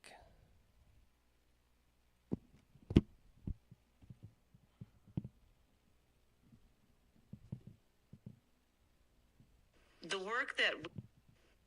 But it seems that Prime Minister Netanyahu is not listening. Well, Bill, the work that we have done has resulted in a number of movements in that region by Israel that were very much prompted by or a result of many things, including our advocacy for what needs to happen in the region. But it seems that Prime Minister Netanyahu is not listening. We're not going to stop pursuing what is necessary for the United States to be clear about where we stand on the need for this war to end.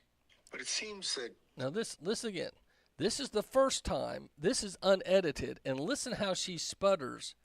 And they take a minute out in the second one. The same guy asked the question. But listen to her answer. Prime Minister Netanyahu is not listening.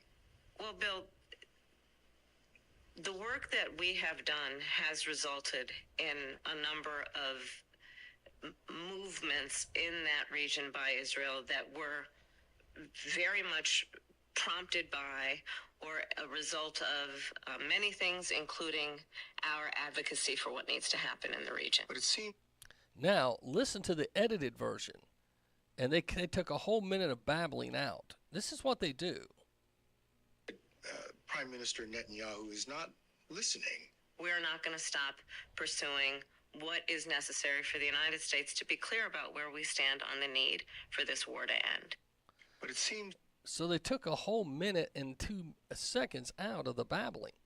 And that's what's interesting. They will take things and modify it to their advantage. But then when they did like the Trump interview 60 Minutes, while he said he would not go back without an apology, they edited out things that he said to make him sound different from what he really said. So you've got to kind of go, what's going on here? It's not something that I guess people would look at and say, hey, I agree or believe. But anyway, we've got a couple other things I want to mention. One last hoorah. I don't know if you heard this, but Gold Star mother, and this is very sad, she got sentenced to 9 years. And her crime, telling the truth about the election.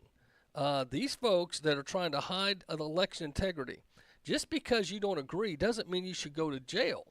But one last hurrah, Tina Peters releases her Mesa County voting system forensic examination to the public after sentencing by a venomous Colorado judge. So I'm sure she has an appeal process, but at this time she is a convicted felon.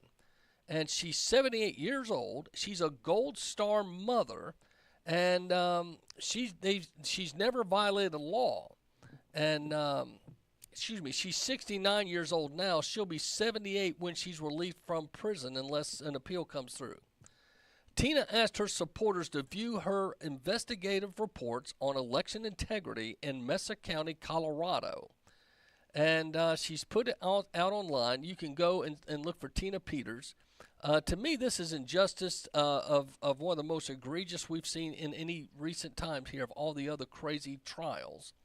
Peters has always argued that backing up the election data from the Dominion system was lawful and required. Peters also insisted she has done nothing wrong. In case you didn't know, she was ordered. They were all ordered to erase their computers after the election. And she said, wait a minute, I thought we were supposed to back up our computers and keep the information for a while. And they said, not this time. We want everything erased. So why would the 2020 election want everything erased? If he won by 81 million votes, why wouldn't you want to brag about that? Why wouldn't you want to fist pump and say, hey, look what I got? Trump, you don't agree? Let me recount it in front of your face, big boy, and I'm going to drink a beer or I'm going to drink a soda, whatever you drink. I don't know what you drink, and we're going to rub it in your face. No. Anyone that tried to do a recount got in trouble. And here's an official election official. So what did she do? She backed up the drive, which she's supposed to do, but because she disobeyed her superior, that's why they're throwing her in jail. She did her job. But now she faces 9 years in prison. See, they want to browbeat you and I into thinking, well, I guess it's not worth it. Who would want to go to jail for 9 years? Don't forget, my friend, most of the Bible was written in prison. Okay? If the Apostle Paul was as mamby-pamby as some Christians in America, you wouldn't have the New Testament. Most of it anyway. Blaze Media, Elon Musk says Kamala Harris is getting support from billionaires who are terrified. You know what of? Elon Musk is evident he must know. He says they are afraid of the Epstein client list being revealed. He named 2 names of people he was talking about. Billionaire entrepreneur Elon Musk said some billionaires are terrified that former President Donald Trump would reveal the Jeffrey Epstein client list, like he's also vowed he would going to open up all the investigative information on the assassinations of Kennedys and the others, the 2 Kennedys, Martin Luther King and Malcolm X. Those 4 assassinations, all within a short time of each other. Look at the impact that we even live with today. Musk made the comments while talking to Tucker Carlson on his show, which was published by the X platform, which is now owned by Musk. You just look at them, and you're like, that's a nervous person right there. Will that ever come out, do you think? Carlson asked the Epstein client list. And this is what Musk said. You know, I think part of why Kamala is getting so much support is that if Trump wins, that Epstein client list is going to become public.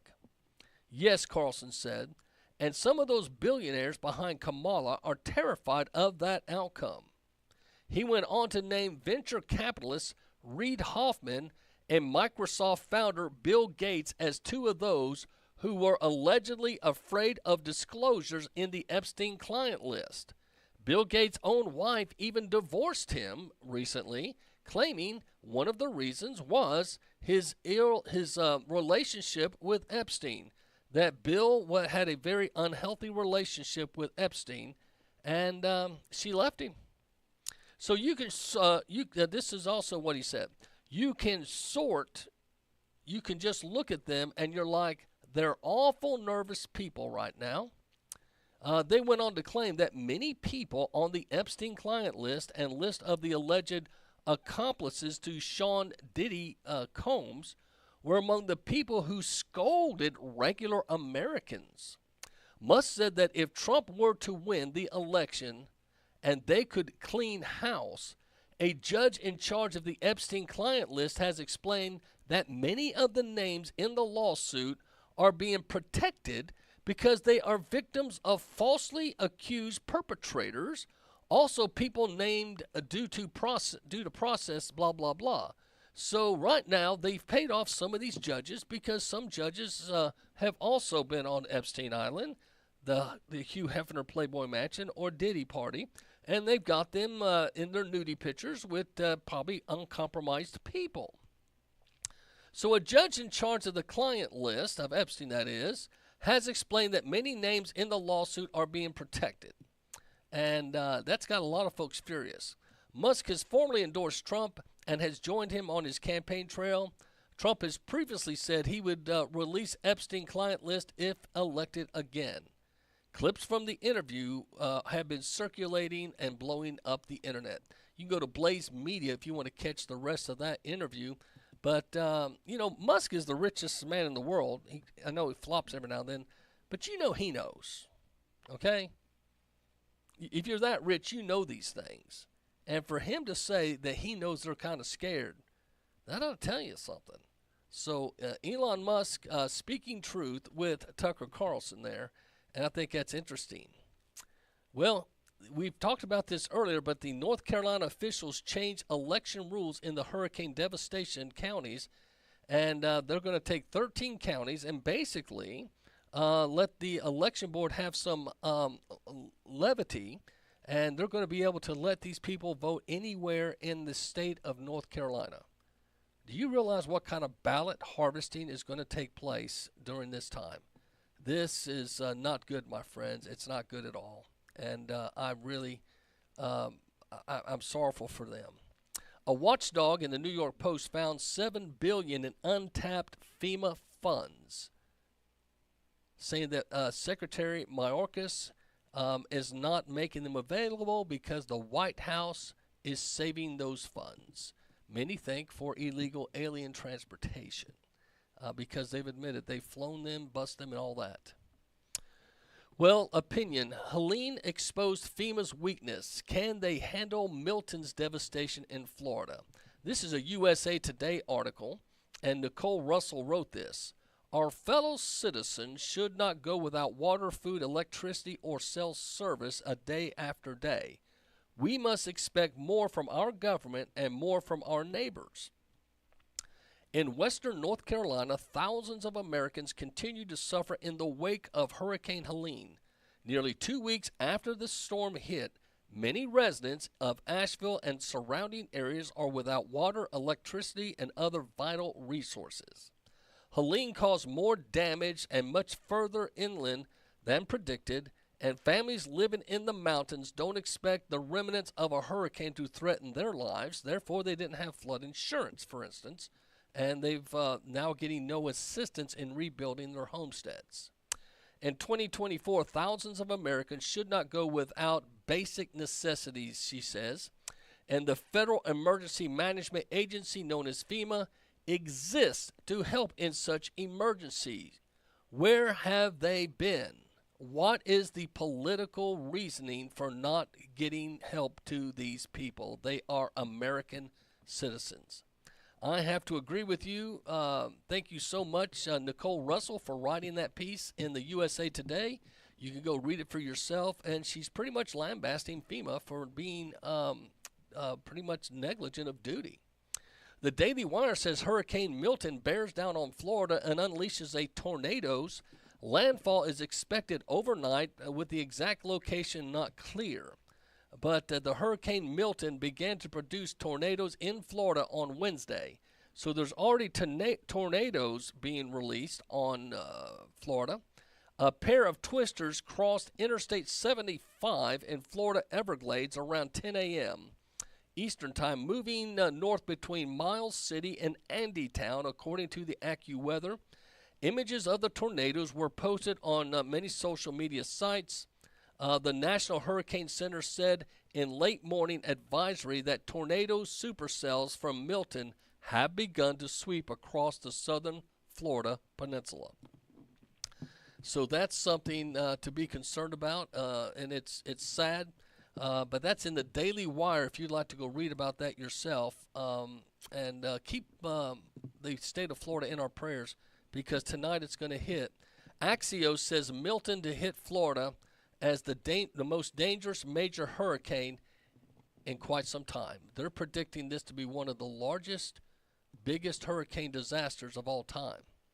If you don't believe, just ask Alexa. Alexa predicted 4 days ago that this was going to be the most disastrous of all time, even before it hit. That's quite a prophecy for Amazon to have on its I guess electronic voice helper dude, whatever. I'm not a big Alexa fan. I don't want one in my house spying on me. But anyway, we'll be back after the break. Coming up at the 5 o'clock hour, we always have Maria Wagner, Moms for America, and here's some of the things that they're doing. And we'll do a couple of news updates coming into the break.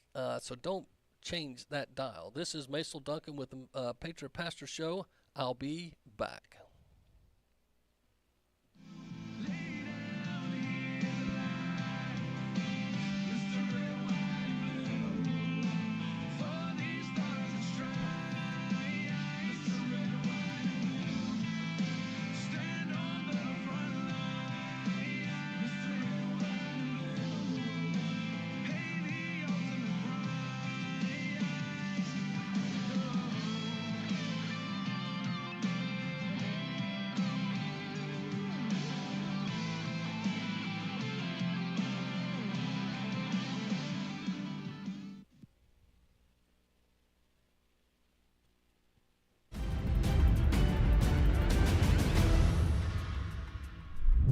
A progressive campaign group in Michigan is shifting their support away from the Democratic ticket, putting Democrats' hopes for a victory in the swing state in jeopardy.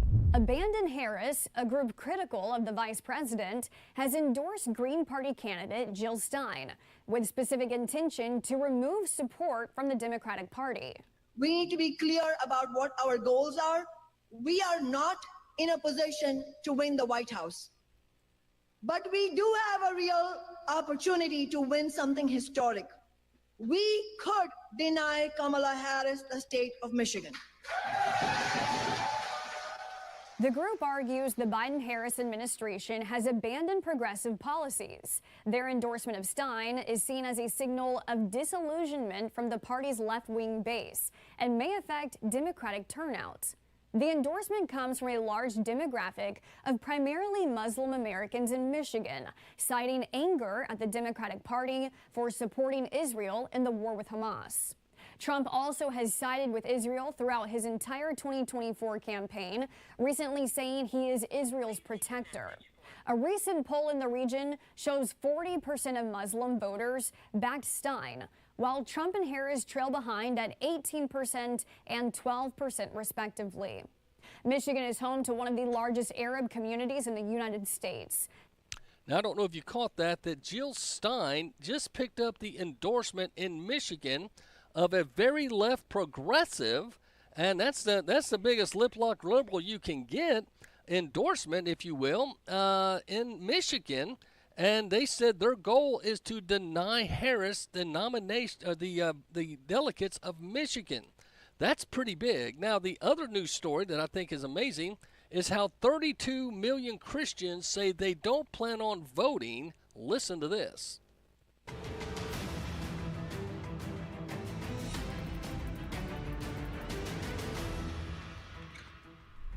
102 million people of faith, including 32 million regular Christian churchgoers, are expected to abstain from voting in November's elections. That's according to Arizona Christian University's Cultural Research Center, which found significantly lower voter enthusiasm compared to 2020.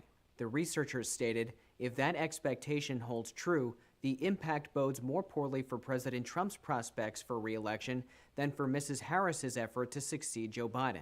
Dr. George Barna, the Research Center director, explained, Christian church-going voters have historically supported the more conservative major party candidate in a presidential race and appear poised to do so again this election cycle, albeit with fewer of them casting a ballot than in the most recent presidential race. The report defined people of faith as anyone who associates with a religion, including Christianity, Judaism, Mormonism, and Islam.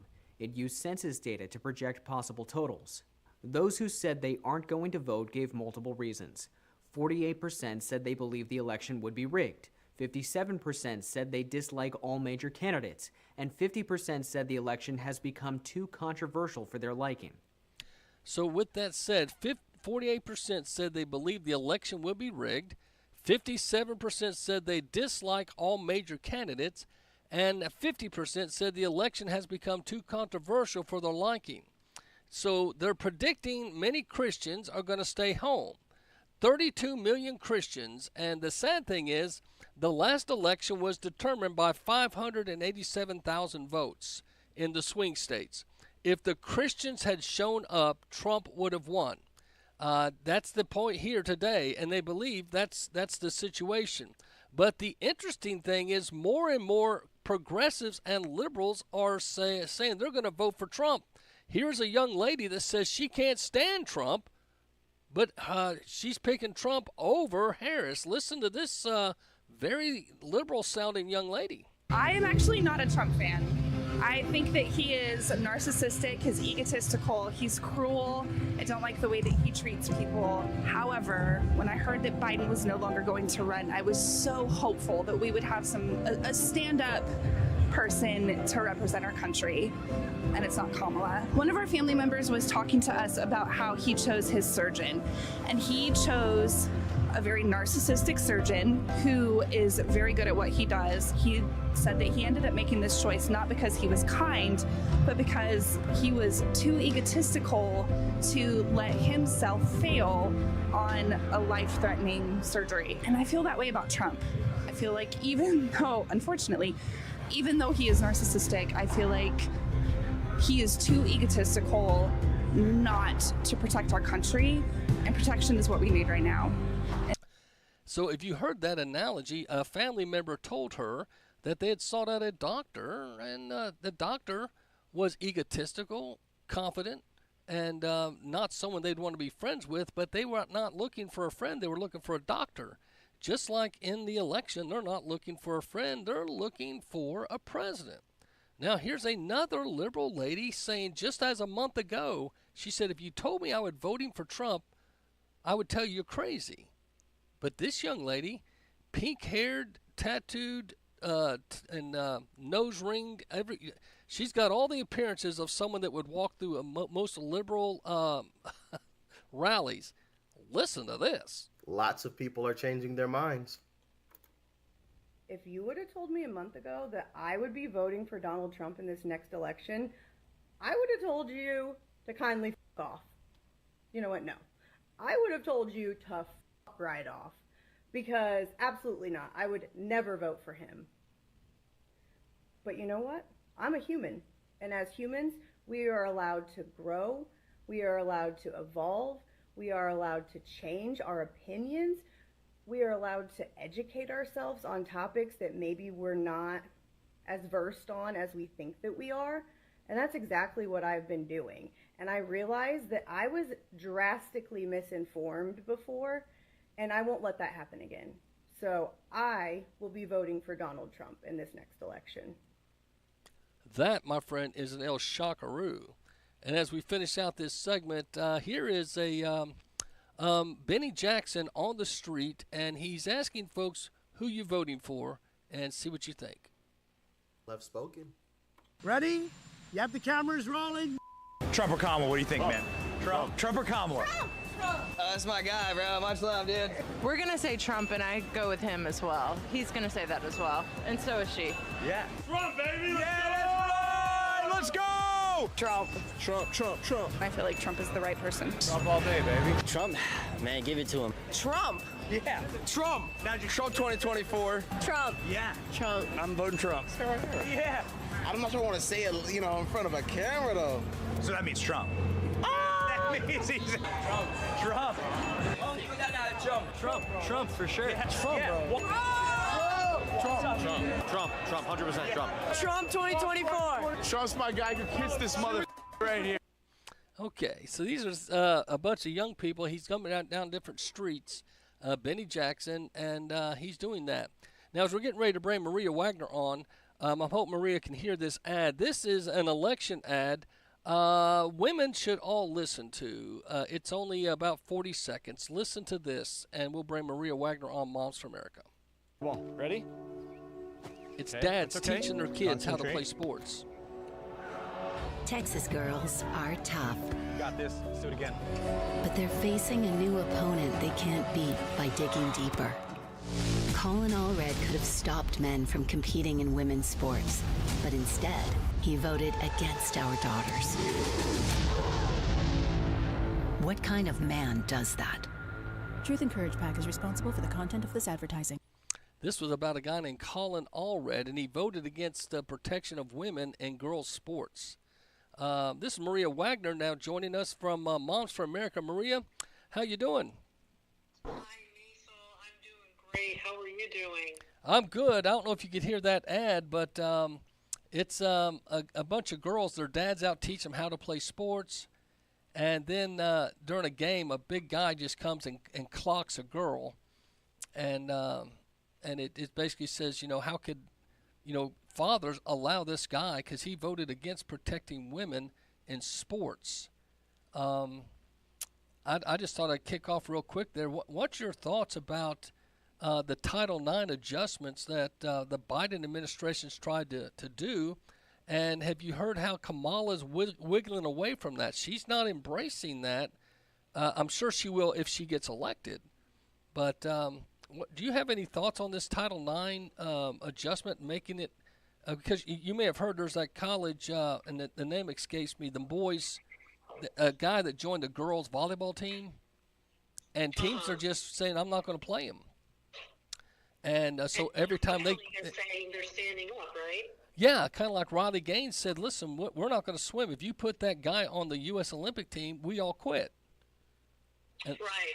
You know, someone's got to stand up to these guys, and bravo to Riley Gaines. But has Moms for America got a statement on this? I mean, do y'all have a statement that you can share? I know, I believe we made a statement or a press release over the summer, and I've had some talks with Idaho State Rep Barb Ehart. She traveled with Riley. They did a bus tour across the country fighting against Title IX, and the one thing I remember is Barb saying they changed what was a couple sentences into like a 1,000-page document. It was something so crazy and astronomical like that, and all the things they added into Title IX. And, you know, I know there's a lot of states that, and including Tennessee, where the attorney generals are not going to comply with it. Well, wasn't it 14 states, or how many states said they weren't going to comply? I forget. I lost track. It might have been around 14 or 15. Yeah, I thought there would be more. I guess, didn't you? I really thought it, because you know you got really just 6 very liberal states, right? You got California, Oregon, Michigan, Massachusetts, New York. I can't remember. But someone said that one time. There's only really 6 to 7, maybe 8 you could call super duper liberal. Most of the country, but see, that's where they like to do these states. I'm going somewhere with this. And they like to call them sanctuary cities or sanctuary states. And then they take all the illegals there and they count them in their census polls. And those, even though there's a small state representation, they get more delegates for Congress and Senate. Mainly Congress. Every state gets 2, but they get more representation in Congress. Don't you find somehow someone needs to clean this up? So you're saying that it's part. You know, they all have to go along with it in order to get more delegates. This is just part of one of the pieces they have to go along with. Well, there's only like 7 or 8 liberal states, truly liberal states. Especially during COVID, there was only, I think, 6 that maintained the mandates after everyone else dropped them. But California, Michigan were some of the worst, and Virginia. It kind of goes back and forth. So, but for them to be relevant, they've got to have a large delegates in the Congress. California, for instance, has the largest delegation. I think them and Texas bounce back and forth, but because they count through their federal when they do the census. Anyone that gets federal funding gets counted in the census, whether you're a citizen or not. Okay. So with that, they get all these illegals into their state because they're a sanctuary state or a sanctuary city, and by adding all these people in the census, they get more. They get to redo the voting map, and they get a lot more voting advantages, if you will, by counting non-Americans in their census. I think that's wrong. That's horribly wrong. Illinois is one of those too. Yeah, but see, that's where I think what people don't realize, they're not giving federal funds to be nice. They're doing it so they have power. Right. I don't think the average American realizes that. Yeah, absolutely. It's the end goal is to have more power. I wholeheartedly agree. Well, then the Senate's a little different because every state gets just 2 senators, if I'm not mistaken. So there's 100 seats. But the District of Columbia and the District of Puerto Rico, they have what you call shadow senators. They can't vote, but they're allowed to lobby and be in. So there's technically a couple more in the room, if you will. And so they can use lobby powers and use other manipulative ways to swing votes. I don't think that should be allowed either. If you're not a state in America, I don't think you should have people up there swaying votes and stuff. Wow, I didn't realize that. What are they called again? Well, they call them shadow senators. Puerto Rico and the District of Columbia both have 2 representatives. So when you have the Senate, you're supposed to have 100 seats, and then the vice president is the president over the Senate. If there's a tie, the vice president breaks the tie. So the shadow Senate, they can't vote, but they get to be up there and represent their interest in Puerto Rico and D.C., which, as you know, D.C. is the most liberal. When they did a comparison, Alabama was the most conservative state out of all 50 and the districts. They only had 12% liberal.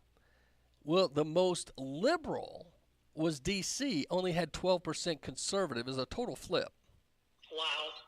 That's why they knew when they go for, and that's why I don't think Donald Trump and them should be tried in courts up there in D.C. It's not a state. But, they get these grand juries and stuff, and I guess they're technically American citizens, but they know anyone up there's a lip-lock liberal. Oh, for sure. But where I'm going with that is Title IX and things like this that are affecting the whole nation. I just don't like how they're allowing these illegal folks, and I'm all for helping them out, especially folks from bad situations. But I just wish they knew they're just using you for the power and the vote. They don't really give a rip about you. No, not at all. I mean, they're being used, but they don't seem to care. I mean, they're all coming in here and not caring about our country at all and being used for their votes. Absolutely. What is it? This past month, it was 1 million that came in. I haven't seen that, but I don't doubt it. Now, Kamala just said on the 60-minute interview, she said the border's secure. Did you hear that? Oh my gosh! No. Secure for illegals, not secure for America. Right. But she really. I give kudos to that guy. He's the first guy to really press her. Well, did you see or hear any about the Elon Musk Tucker conversation? I did. I just saw a little soundbite. They clipped parts out on X, and I saw what Elon's saying. If we don't have free and fair election, if Trump doesn't win this time, there's going to be no more elections. Yeah, he said that at the rally too.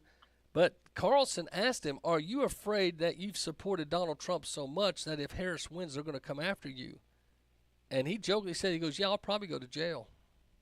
Yeah, I saw that. You think about that. Elon Musk put a lot on the line. Absolutely.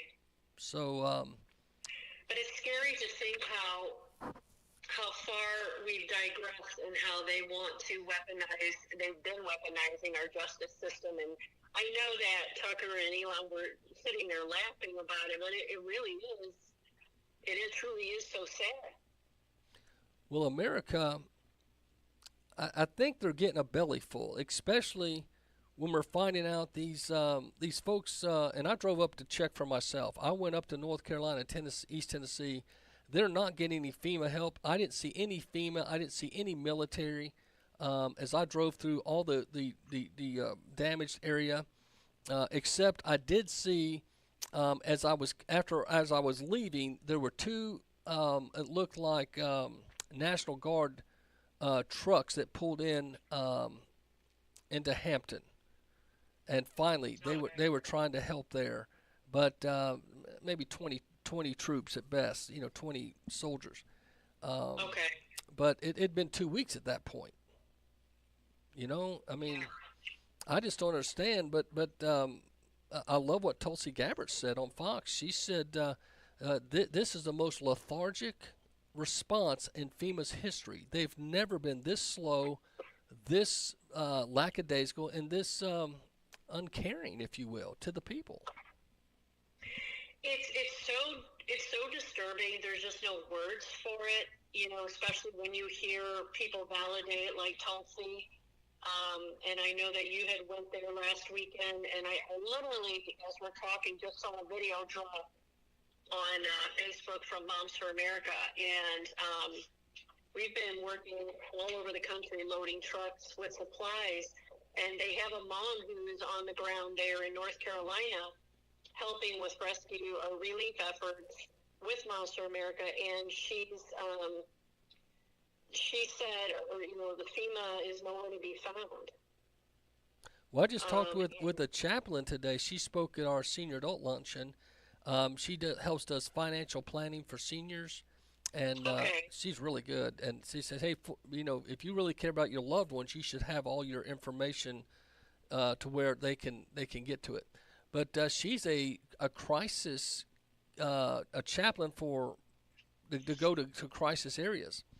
And I said, well, what's your thought about FEMA? And she looked at me. She goes, I'm so mad. She goes, I've never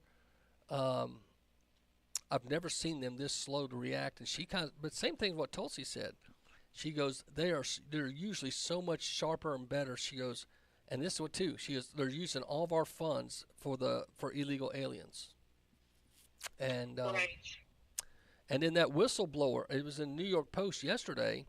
There's $7 billion that the White House won't release in FEMA funds to Americans. $7 billion right now. Wow. Not to mention they just passed the budget resolution. They basically got their new budget. You know how they kick the can down the road? So that $7 billion plus whatever the new budget is, they've got money. I think they want to keep these people from being able to rebuild their lives, so they'll abandon their land and they can do the grab for the mines that are coming there in North Carolina. And I had a friend tell me that his theory is that they don't care because they're going to cheat and they're going to win is his theory. So they don't care if they're not giving any aid there, or they don't care if they're giving, billions to other countries, because they flat out aren't going to. It's almost like it's in your face, and his theory is that's because they already have the cheating set up. Well, I just saw. You may have heard this. In North Carolina, they just passed. North Carolina officials changed election rules in hurricane-devastated counties that mostly voted for Trump, fueling Republican election integrity concerns. But basically, it bottomed expanded voting sites, extended voting hours, and absentee ballot flexibility. It boils down to anyone in these counties can vote anywhere in the state. Now think about that. Ballot harvesting is going to be at all-time max, and I played a clip earlier. 32 million Christians, with a recent survey, don't plan on voting. That's disturbing. I heard you say that earlier on your show, and that is unbelievable. So, but what if they know Christians that don't have a tendency to vote? And they just vote for them anyway, and that person probably won't know because since they don't vote, they can steal their vote. Right.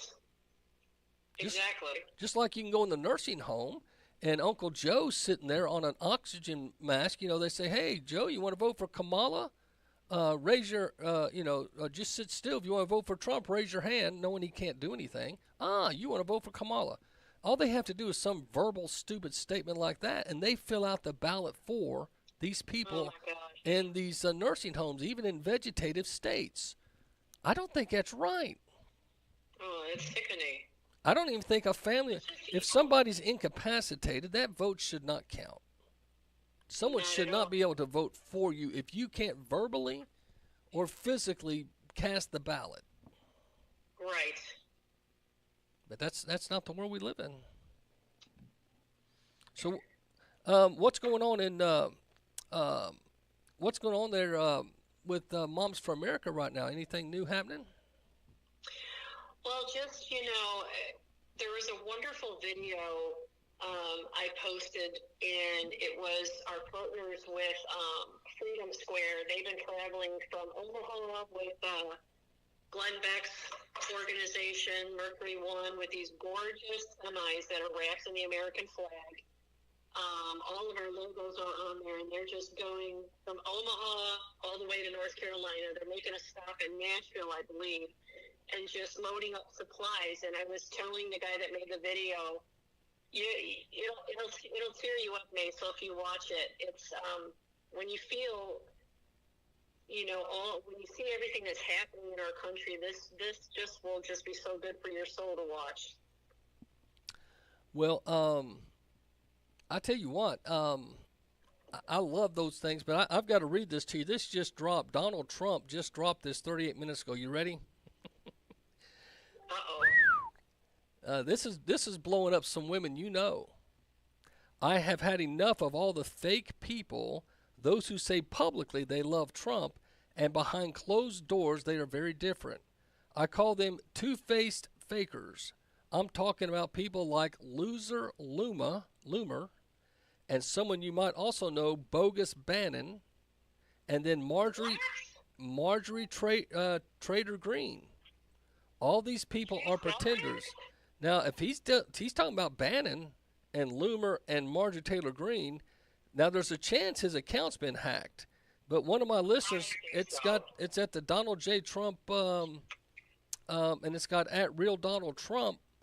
Do you have X? Yeah. Man, I don't know if you want to check that out, but Tammy Denton, who was on the show yesterday, sent it to me. Tammy's pretty astute.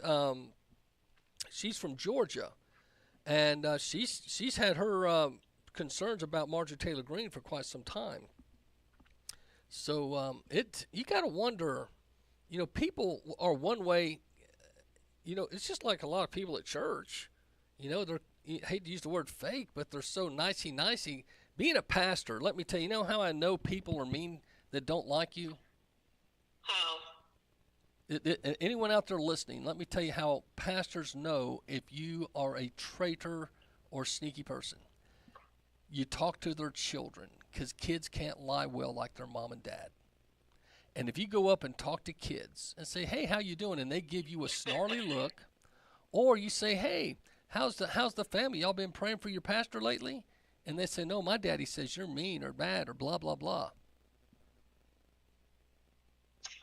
Interesting. It's a fact, Jack. And most kids rat out their parents because parents have become good liars. Marjorie Taylor Greene, Laura Loomer, and then if Steve Bannon is one too, you're going to go, "Oh my gosh." Well, now, what she said that Trump said that on X yesterday? It said 38 minutes ago. I cannot see anything of that sort on his X account, and it says Donald Trump. It's got the blue check mark, and it's got 91.5 million followers, so I'm pretty sure this is his legit page, and I don't see him saying that. Well, like I said, this could be a fake account someone's made, but it's got the picture of Donald Trump with an American flag kind of going through his face. And so anyway. If that's on X, then that's not his account because it's not the flag on his face. That's his Truth Social account. Oh, it says Truth Social. Okay. Do you have Truth Social? I do. I'll get Truth Social up here real quick. I just want to know if this is for real because Steve Bannon's been one of his boys, I can't imagine. Oh, yeah. I bet you his account's got hacked. Let's see. I'm on, Truth Social, he's got about almost 8 million followers, not as many as X. Gonna go through here really quick.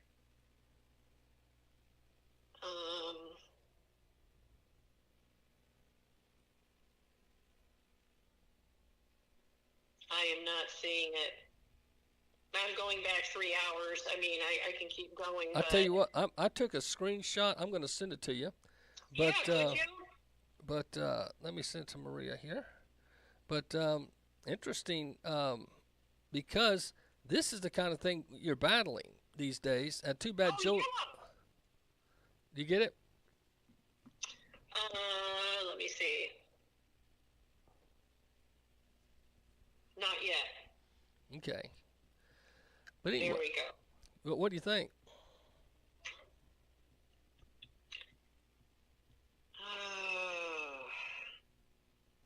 Well, that would be his Truth Social account, and I'm on it now, and I don't see anything like that. I'll go through it one more time, but I'm almost positive I don't see that. Well, if it says 38 minutes ago on the thing, and an hour ago, it could be an hour and a half ago, and he might be posting like every 2 minutes, so it may be way down there. But anyway, you don't see anything relatively close to that statement, then, right? No, I'm seeing a lot of posts about his rallies, and it's all about his rallies right now as I'm going through his Truth Social account. Well, I tell you, I thought what was interesting is that guy that gave him his Purple Heart at the rally. I heard about that. And that guy was so emotional. I watched the clip it brings tears to my eyes when I saw it. But this guy, he said he and his wife wanted to give him. He goes, because you stood up, and I never thought of this. He goes, and you didn't have a weapon to defend yourself. Like others, but you stood up and said, "Fight, fight, fight." He goes, that was courage. That is so beautiful. It's so deserving. I thought, man, because Donald Trump, and I don't know if I played the clip. This girl says, I don't like Donald Trump. I think he's a narcissist. But a family member of mine said, I went to get some surgery done, and I wanted the best doctor.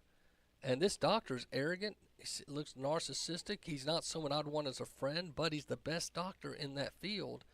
And I wanted the best doctor working on my body. And they said, you may not want Trump as a friend, but he is the best candidate to fix this country and the problems. And here's a liberal girl agreeing with her father. And I played the clip earlier, but what a point. That's a good point, is it not? We're not voting for a friend. A lot of people post that meme. It's like, yeah, we're not voting for your best friend. We're voting for somebody who we know has our country's best interests and will get the job done. Well, I've got pastor friends that they can't get over because Donald Trump he lets swear words slip. I know that. And, we all do. And well, not you. I'm just going, well, I say frig and frack. I have me and my brother-in-law were pastors, so we made up our own Christian cuss words. But they're basically words said in frustration, okay? So we've all there's no not one. We're all sinners. Just like yesterday, my show, I opened up with Michael Jackson, Just Beat It, because then I segued into some clips on these people in North Carolina that wouldn't vote for the mines, and they were telling the miners to beat it, Anyway, I got scolded by this one guy. You were Michael Jackson's devil music, blah, blah, blah. And I just said, thank you for your input. But, there's some folks just have their lines drawn. King James only. Christians can be so divisive on issues. We do not unite well, especially at election time. Yeah. We're very tribal. Have you noticed that? Yeah, especially within the church, I have. I mean, if you look at folks, there's some folks, it's all about the music. I've got to go where they have praise and worship, and you're like going, seriously? And I like to ask folks, do you go to a church to be served, or do you go to serve? If you're just going to be served, then you're nothing but you're paying for a concert to ABBA or something, if that's your thing, then, put your $20 in the plate, sit in the back and leave early so you can get to the restaurant. Right. But if you go in there to serve, you should go and say, hey, God, are you leading me to this church? How can I invest my gifting in this church?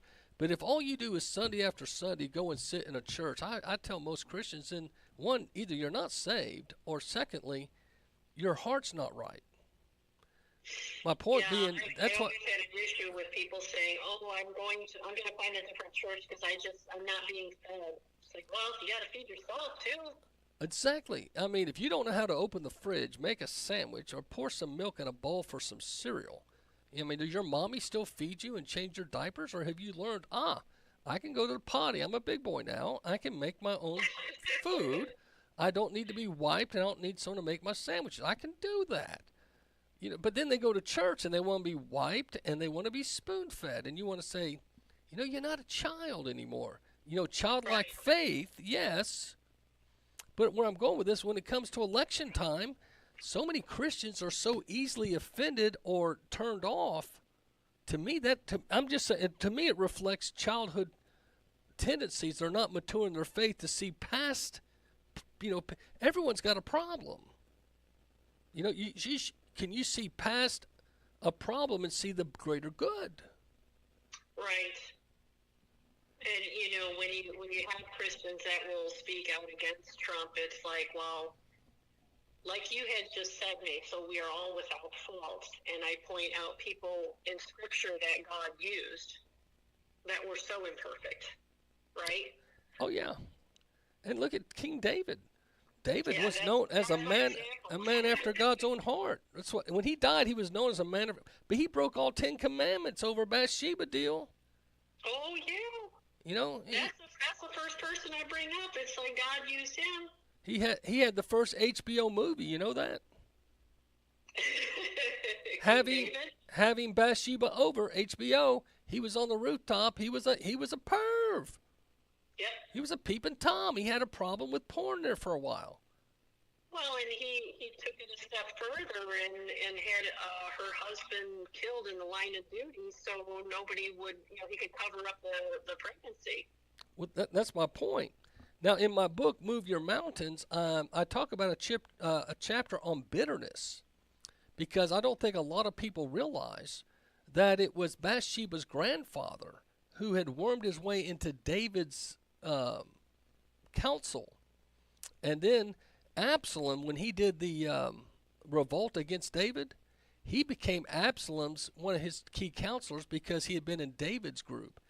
And Absalom, if you remember, he told Absalom, you remember he said, you should violate all of King David's concubines and wives he left behind on the rooftop, because that's where he was when he was on the rooftop looking down at his granddaughter.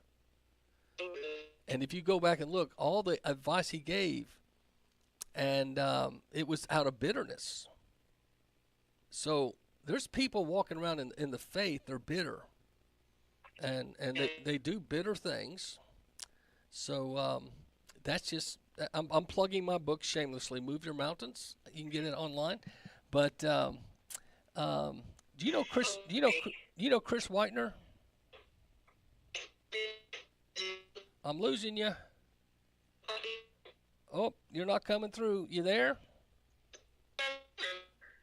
Uh-oh. I can now. There for a while I couldn't hear you. You were sounding like a robot. Oh, you gone back to robot mode. Oh my goodness. Can you hear me? Not good. All right. Hang on. Okay, that's Maria Wagner, Moms for America. She's getting that back together. Let me remind you of the Peace Be Still passage in Mark chapter 14, verse 27. I'm back, Macil. Are you?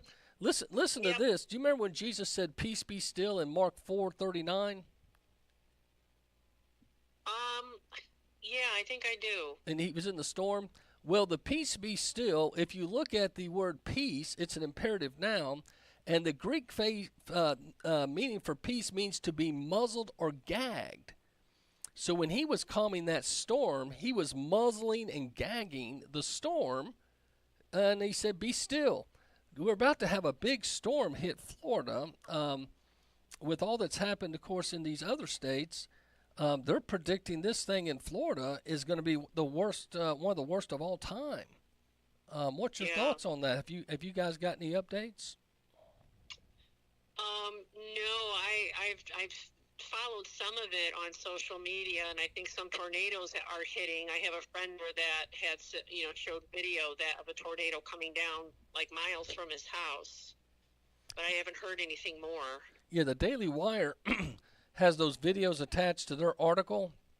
If you go to dailywire.com, and they're saying that the tornadoes have already touched down as of 10:30 this morning. There's multiple tornadoes with the hurricane coming behind it. And they said that's just unreal. So you got the tornadoes doing damage already since 10:30, a hurricane coming after that's going to be one of the biggest and most powerful. It's going to be very, very hard. But the 700 Club did a special, I played it earlier, about how the Christian community, now going back, I kind of chastise Christians because they don't vote, but one thing they've done a good job of, they've been helping provide for their neighbor in need. Oh, yeah. You know, even though they don't vote, I wish they would. One thing the Christians have done is they've chipped in, and a lot of because FEMA's dropped the ball in the military right now, it's been Christians. And you got to wonder, maybe God's allowing this to happen in some regards so people could see, you know, who really cares about you. You know, the Christians do. Right. And there's so many people being the hands and feet of Jesus helping out the hurricane victims. Well, I've got one of my members, Ben Jacobs. He and his family are taking tubs and totes up to North Carolina. That lady I interviewed, he got so touched about needing totes, he went around to area stores and got donations and didn't take no for an answer. He's got 50-some totes. He's going to take some blankets and jackets that we've gathered, and some of our resource bags here. He's going to take 50 bags up there for them to give out among the people. And he's going to make a family mission trip. And the reason I was so proud of Ben, because him and his wife Nicole and their 2 kids, he said we're just going to all go as a family and go bless some people. God bless them. Isn't that what you want? Yes. I'm proud to be a pastor of these people. I've got some good people, but that is awesome. Well, I think we were getting redirected from another topic I was going to bring up to you. Is the HAARP, the weather modification? You know, Yep. It just, you can go online and see. CBS did a thing 9 years ago. There's so many things. There's the Navy's got the ships now with the lasers on it, and they'll tell you about it. Right. Do you think these crazy hurricanes that we're having now right before election, there's a lot of conspiracy? Do you think they're possibly? I don't think they can create them. I think they can just make them worse. That's what I think too. I mean, at first I was so skeptical, but then when you see people that are sharing things on social media that you've put a lot of weight behind and you trust them as being credible sources, you do think with this technology, you know, like you're saying, Macil, maybe they could make it worse, redirect it, you know, change its course and such, whether it's the cloud seeding or whether it's, you know, the lasers, or then the latest one I think you had showed me was intense microwave. Yeah, and that's what I was sharing yesterday. But here I was going to liberal sites, CBS. I was going to the engineernetwork.com, where they were talking about the future of green energy will be North Carolina. This was a year ago. How did they know? How did they know that? You know, but because, and I also showed the clip 3 years ago where they've been petitioning the people of North Carolina to allow mining in their area, and the people kept voting it down. They said, we don't want that here. We're farmers. We like our solace. We like our we don't want to be a blown up whatever. But BlackRock has spent $90 million buying up land all around them that was for sale. And so a lot of these cities and these towns are blown up so bad. It just, and I got to ask you, who would have thought flooding in the mountains? Usually it's in the valley, you know? Never. I mean, that's where people go to escape the flooding, right? Yeah, but the valleys, the water had calmed down by then. It didn't, like Elizabethton is at the foot of the mountain. It got the jail got flooded, a little bit flooded, but it didn't get the damage like you would think if the at the top of the mountain where the lithium mines and the crystal mines are. They're the one that got the most damage. Not the mines themselves. Well, like Kings Mountain, there used to be a lithium mine back in 1938 to 1988, but Ronald Reagan shut it down. because it was used for back then. They used lithium to help make the atomic bomb. But he shut it down because he was trying to make those peace agreements with Russia to de-escalate nuclear weapons. And but now they want to reopen that one. But they have found, and I played the clip 3 times today and many times yesterday. The guy said he was a government official, said the largest amount of lithium in the world is here in the North Carolina mountains. Yeah, I've read that too. So, and Kamala's husband is an investor in one of those companies. Albemarle. With the lithium. Yep, he's with Albemarle, who's buying up the land rights, and if so, here's the deal. Think about this: if FEMA doesn't come in and help them rebuild, and these people are poor, most of them are hand-to-mouth, paycheck-to-paycheck people. They'll be forced to relocate because they can't rebuild. They'll have to find jobs in other cities or go move in with family. And if that land's left unattended, the government can buy it for a song or just confiscate it. Especially if they declare it a natural disaster, which some think they might do. Like Maui 2.0 is what they're calling it. Yeah. And I'm amazed at how many people can see the evidence or even go and watch for themselves the YouTube videos from the Navy and the Air Force bragging about these new weapons that can manipulate the weather. Well, did you see AJ DePriest's post the other day of every single weather modification patent that our government owns? It's endless. I love it. AJ used to be on my show on Wednesdays. She would give her top 5, and then her husband got sick, and she couldn't commit to every week. But she is, if you want to have a brilliant person in your life, make friends with AJ DePriest out of Nashville. Exactly. She is, and she's sharp. Man, she's sharp. Well, that's why, whenever she puts out research, you listen. I mean, when she puts out the research, she has done the hard work, and it'll blow your mind when you see all the patents. It's just endless. Well, she flies still all over the country, not as much, but she gives lectures and speaks and gives presentations, and helps educate people on some things. But of course, maybe in time she'll come back. We've talked. She's done a few call-ins from time to time. Yeah, but anyway, I remember with us. Yeah, that's right. But if we could pray, my hope is that peace be still passage. I'm just praying that somehow God can thwart the plan of the enemy. And that's always been my prayer. Because Florida also has, in that Tampa path with all the other things, that's your central military command that connects us with Israel and Mossad. Were you aware of that? Yes, I did see that. So if right in the path, if that goes out, that could hinder our ability of communicating with Israel on some level. I'm sure there's other channels to use, but again, that's just another. I'm just throwing it out there. I think a lot of people. There's so many people out there with so many opinions. I try to base mine on something I can really factually back up. But I've become a bigger believer in the weather modification, especially when I've seen they've been doing it since the '52. I think even beyond that, I think it started like in the 30s. We might have. I read some kind of timeline somewhere where they've been working with that for quite some time. Let me look at my pictures. I may have taken a screenshot of that.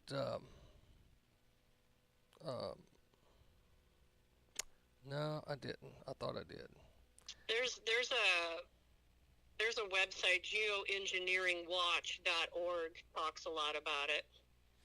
Well, yes, someone listed all the breakthroughs that they've had, and so yeah, I don't have that one. But it's amazing in the patents and stuff. But I don't know. Some people just want to be richer and more powerful, and you're going, how rich do you got to be happy? Right. Can't you just let people live in peace? I don't know. I think though there's going to come a time, where I can't wait for the election to be over personally, just because we're all going to do our part. We're all going to vote, pray, But bottom line is, it'll be over. Hopefully by November.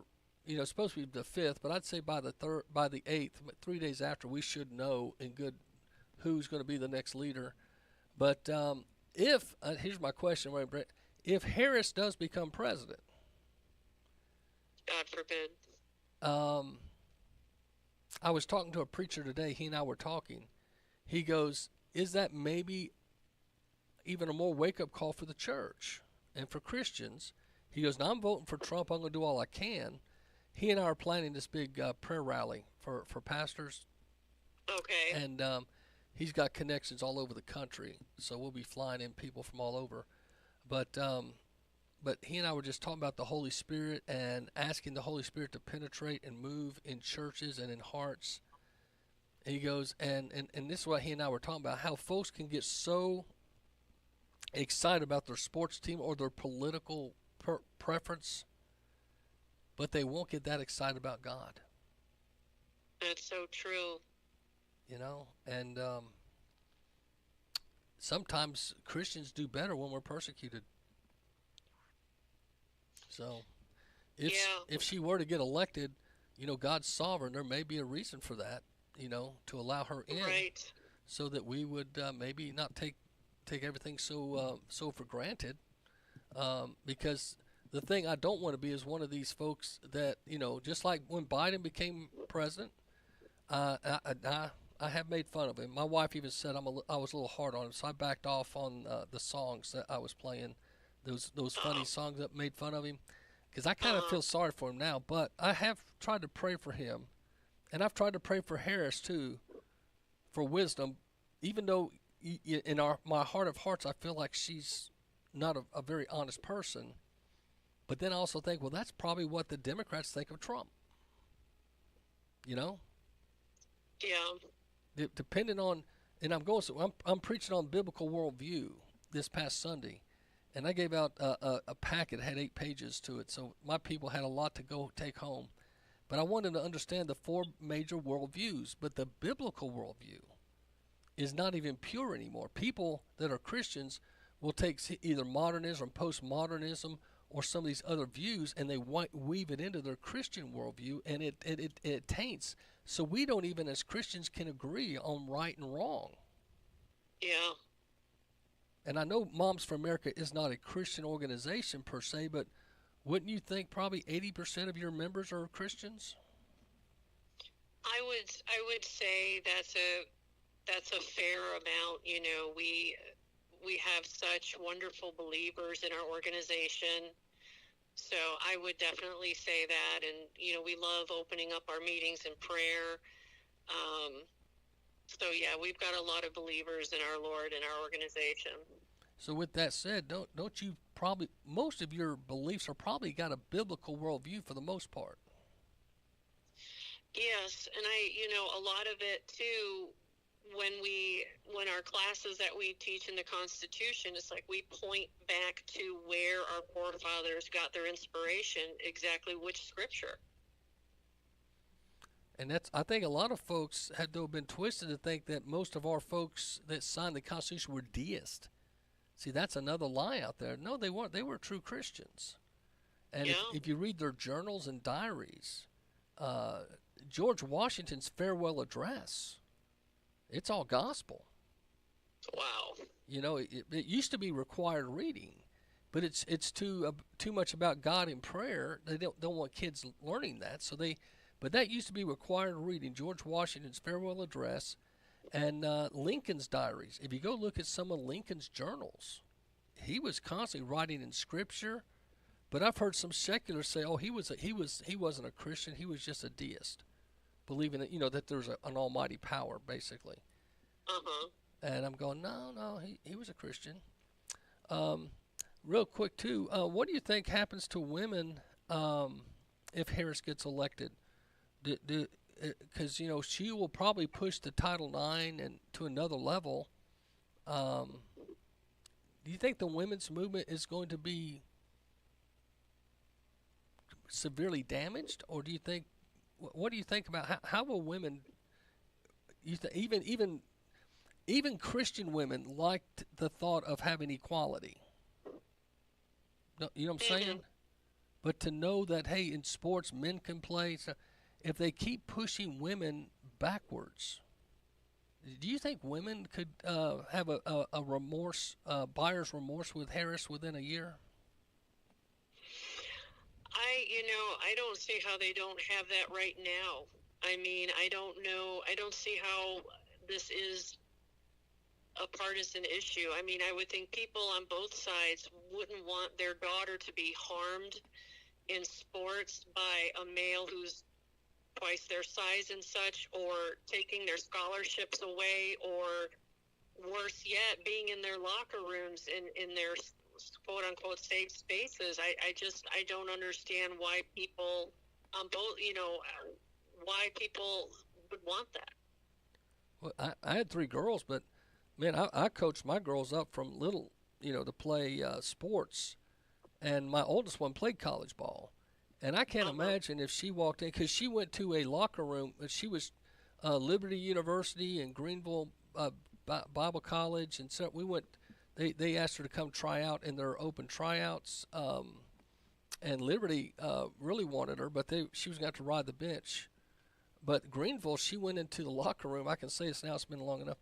And 2 girls that were lesbians told her, "You join this team. There's an initiation process. You'll have to do the bow chicka bow bow with us." Ew, are you serious? She came out and said, "Dad, there's no way I'm coming to this school." And that was a Baptist school. Wow. Yeah, 2 of the girls on the basketball team told her and another girl just to get ready for it. I don't know. I don't think they were teasing. Shayna's got a pretty good discerning spirit, but it was pretty jarring. Yeah. And that's been 15 years ago. But she ended up going to Toccoa Falls. Had a great time. That coach, it's nothing. It's different watching your daughter play college ball than playing high school ball. Yeah. But I can't imagine what if one of these schools, because it was a smaller school, she went ahead and just went with a smaller one. If a guy walks in and says, "Hey, I want to play for the girls," some coaches, just to get their win, they might go for it. Oh my gosh. I'm waiting for that to happen. I don't know. Maybe it's already happening. I'm not aware of it. But if it's happening in the volleyball, it's going to start happening in basketball and girls softball, and it's happened in swimming. I really, Riley Gaines, if you ever get a chance to see her, I missed it. She was here in the Commons in Ottawa. Did you know that? No. Was that recently? Yes. And I looked at I had an invite to that, and I missed it. Oh, wow. I'd love to have just gone up and say, "Hey, thank you. I have 3 daughters. Thank you for what you're doing." Yeah. Yeah, we presented her with an award at CPAC a year or 2 ago, and she's been, on our podcast, and it just felt like for such a long time it was only her fighting, and it's good to hear other teams refusing to play other teams that have transgender women on their team. So I'm glad other people are standing up with her. The place I was a little shocked is because how liberal our soccer team went. You remember the pink-haired girl, and Subway got her to be she would kneel during the national anthem. Oh, yeah. And then she about bankrupt Subway. Subway had to get her out of there, and they brought back Peyton Manning, Charles Barkley, let's do damage control, right? Yeah, and but I've always wondered why, because she's a professed, I think, lesbian. I was shocked that the U.S. soccer team didn't try the transgender first, because they were much further along with that.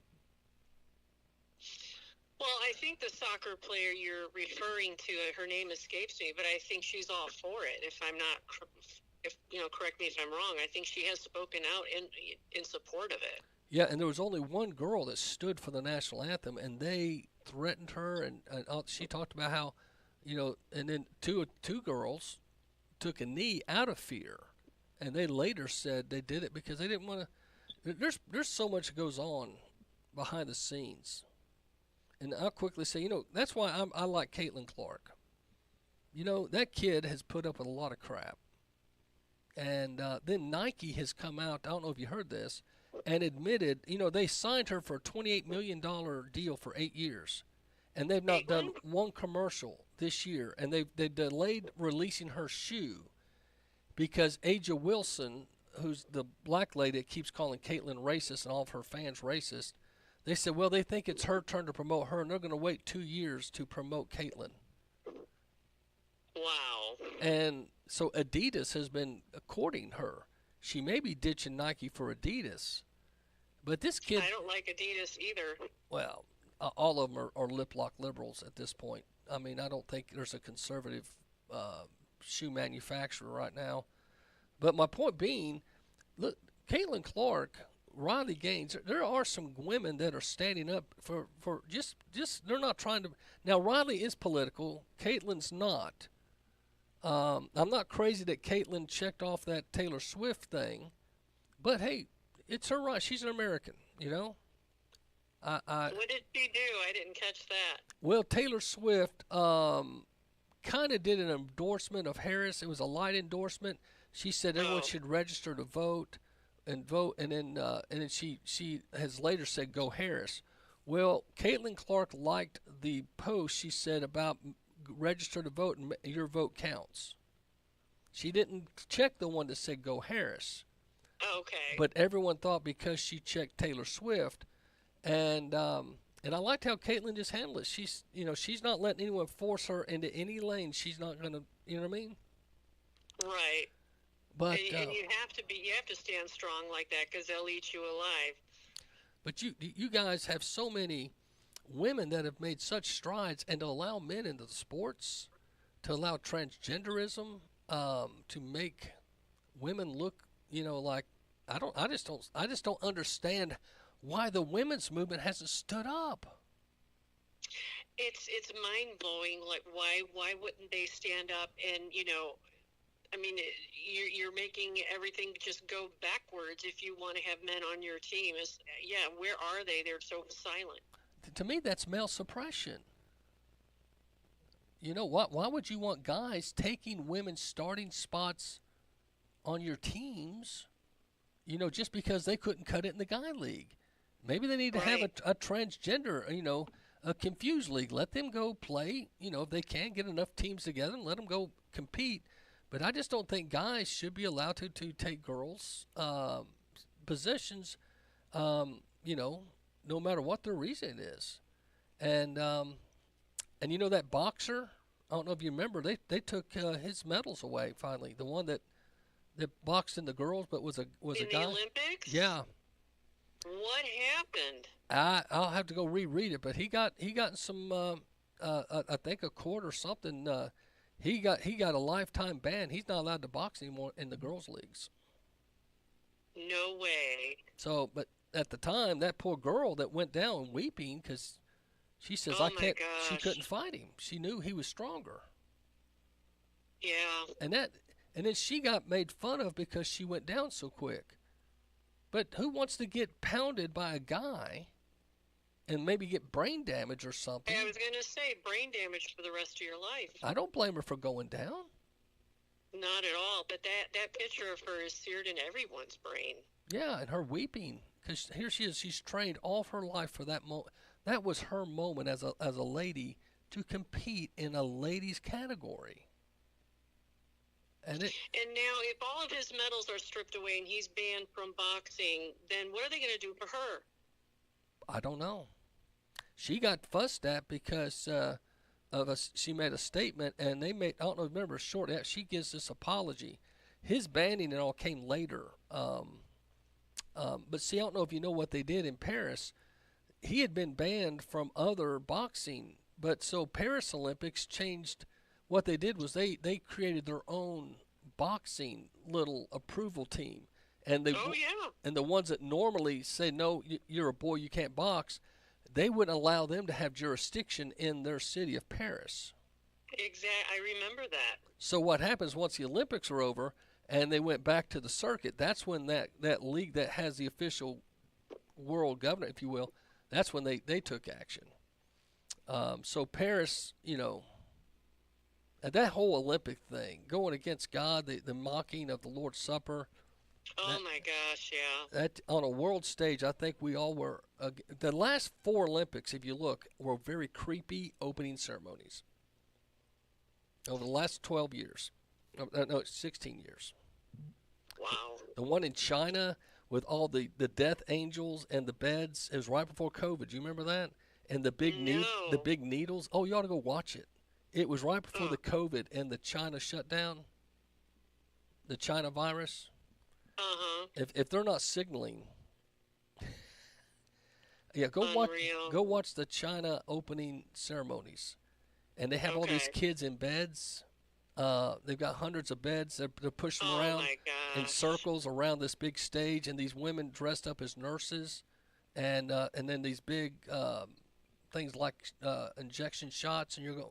At the time, people are going, what are they doing? And then this looks like this big dark angel, this big thing they had, like it came across like the death angel. Oh, that's so disgusting. That's so disturbing. Well, somebody did a thing about it and did the last 4 Olympic opening ceremonies and said how demonic they've gotten. So...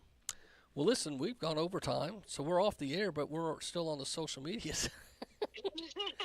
We just got going, couldn't stop. Real quick, anyone still listening, how can they get in touch with you and Moms for America? They can see all of our amazing podcasts and our upcoming webinars that are always so great and informative when we team up with other organizations and present our webinars to our mom bears. They can go to momsforamerica.us and check it out. Okay. Well, thanks again, and tell Mark I said hello, and we'll talk to you soon.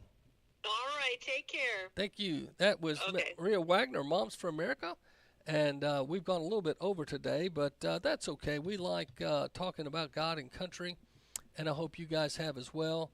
And we're going to be heading out here, but I just thought I'd close with one of my favorite songs. I play it from time to time.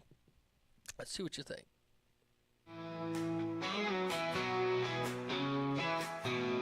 When I turn on the news, I see a country that's divided.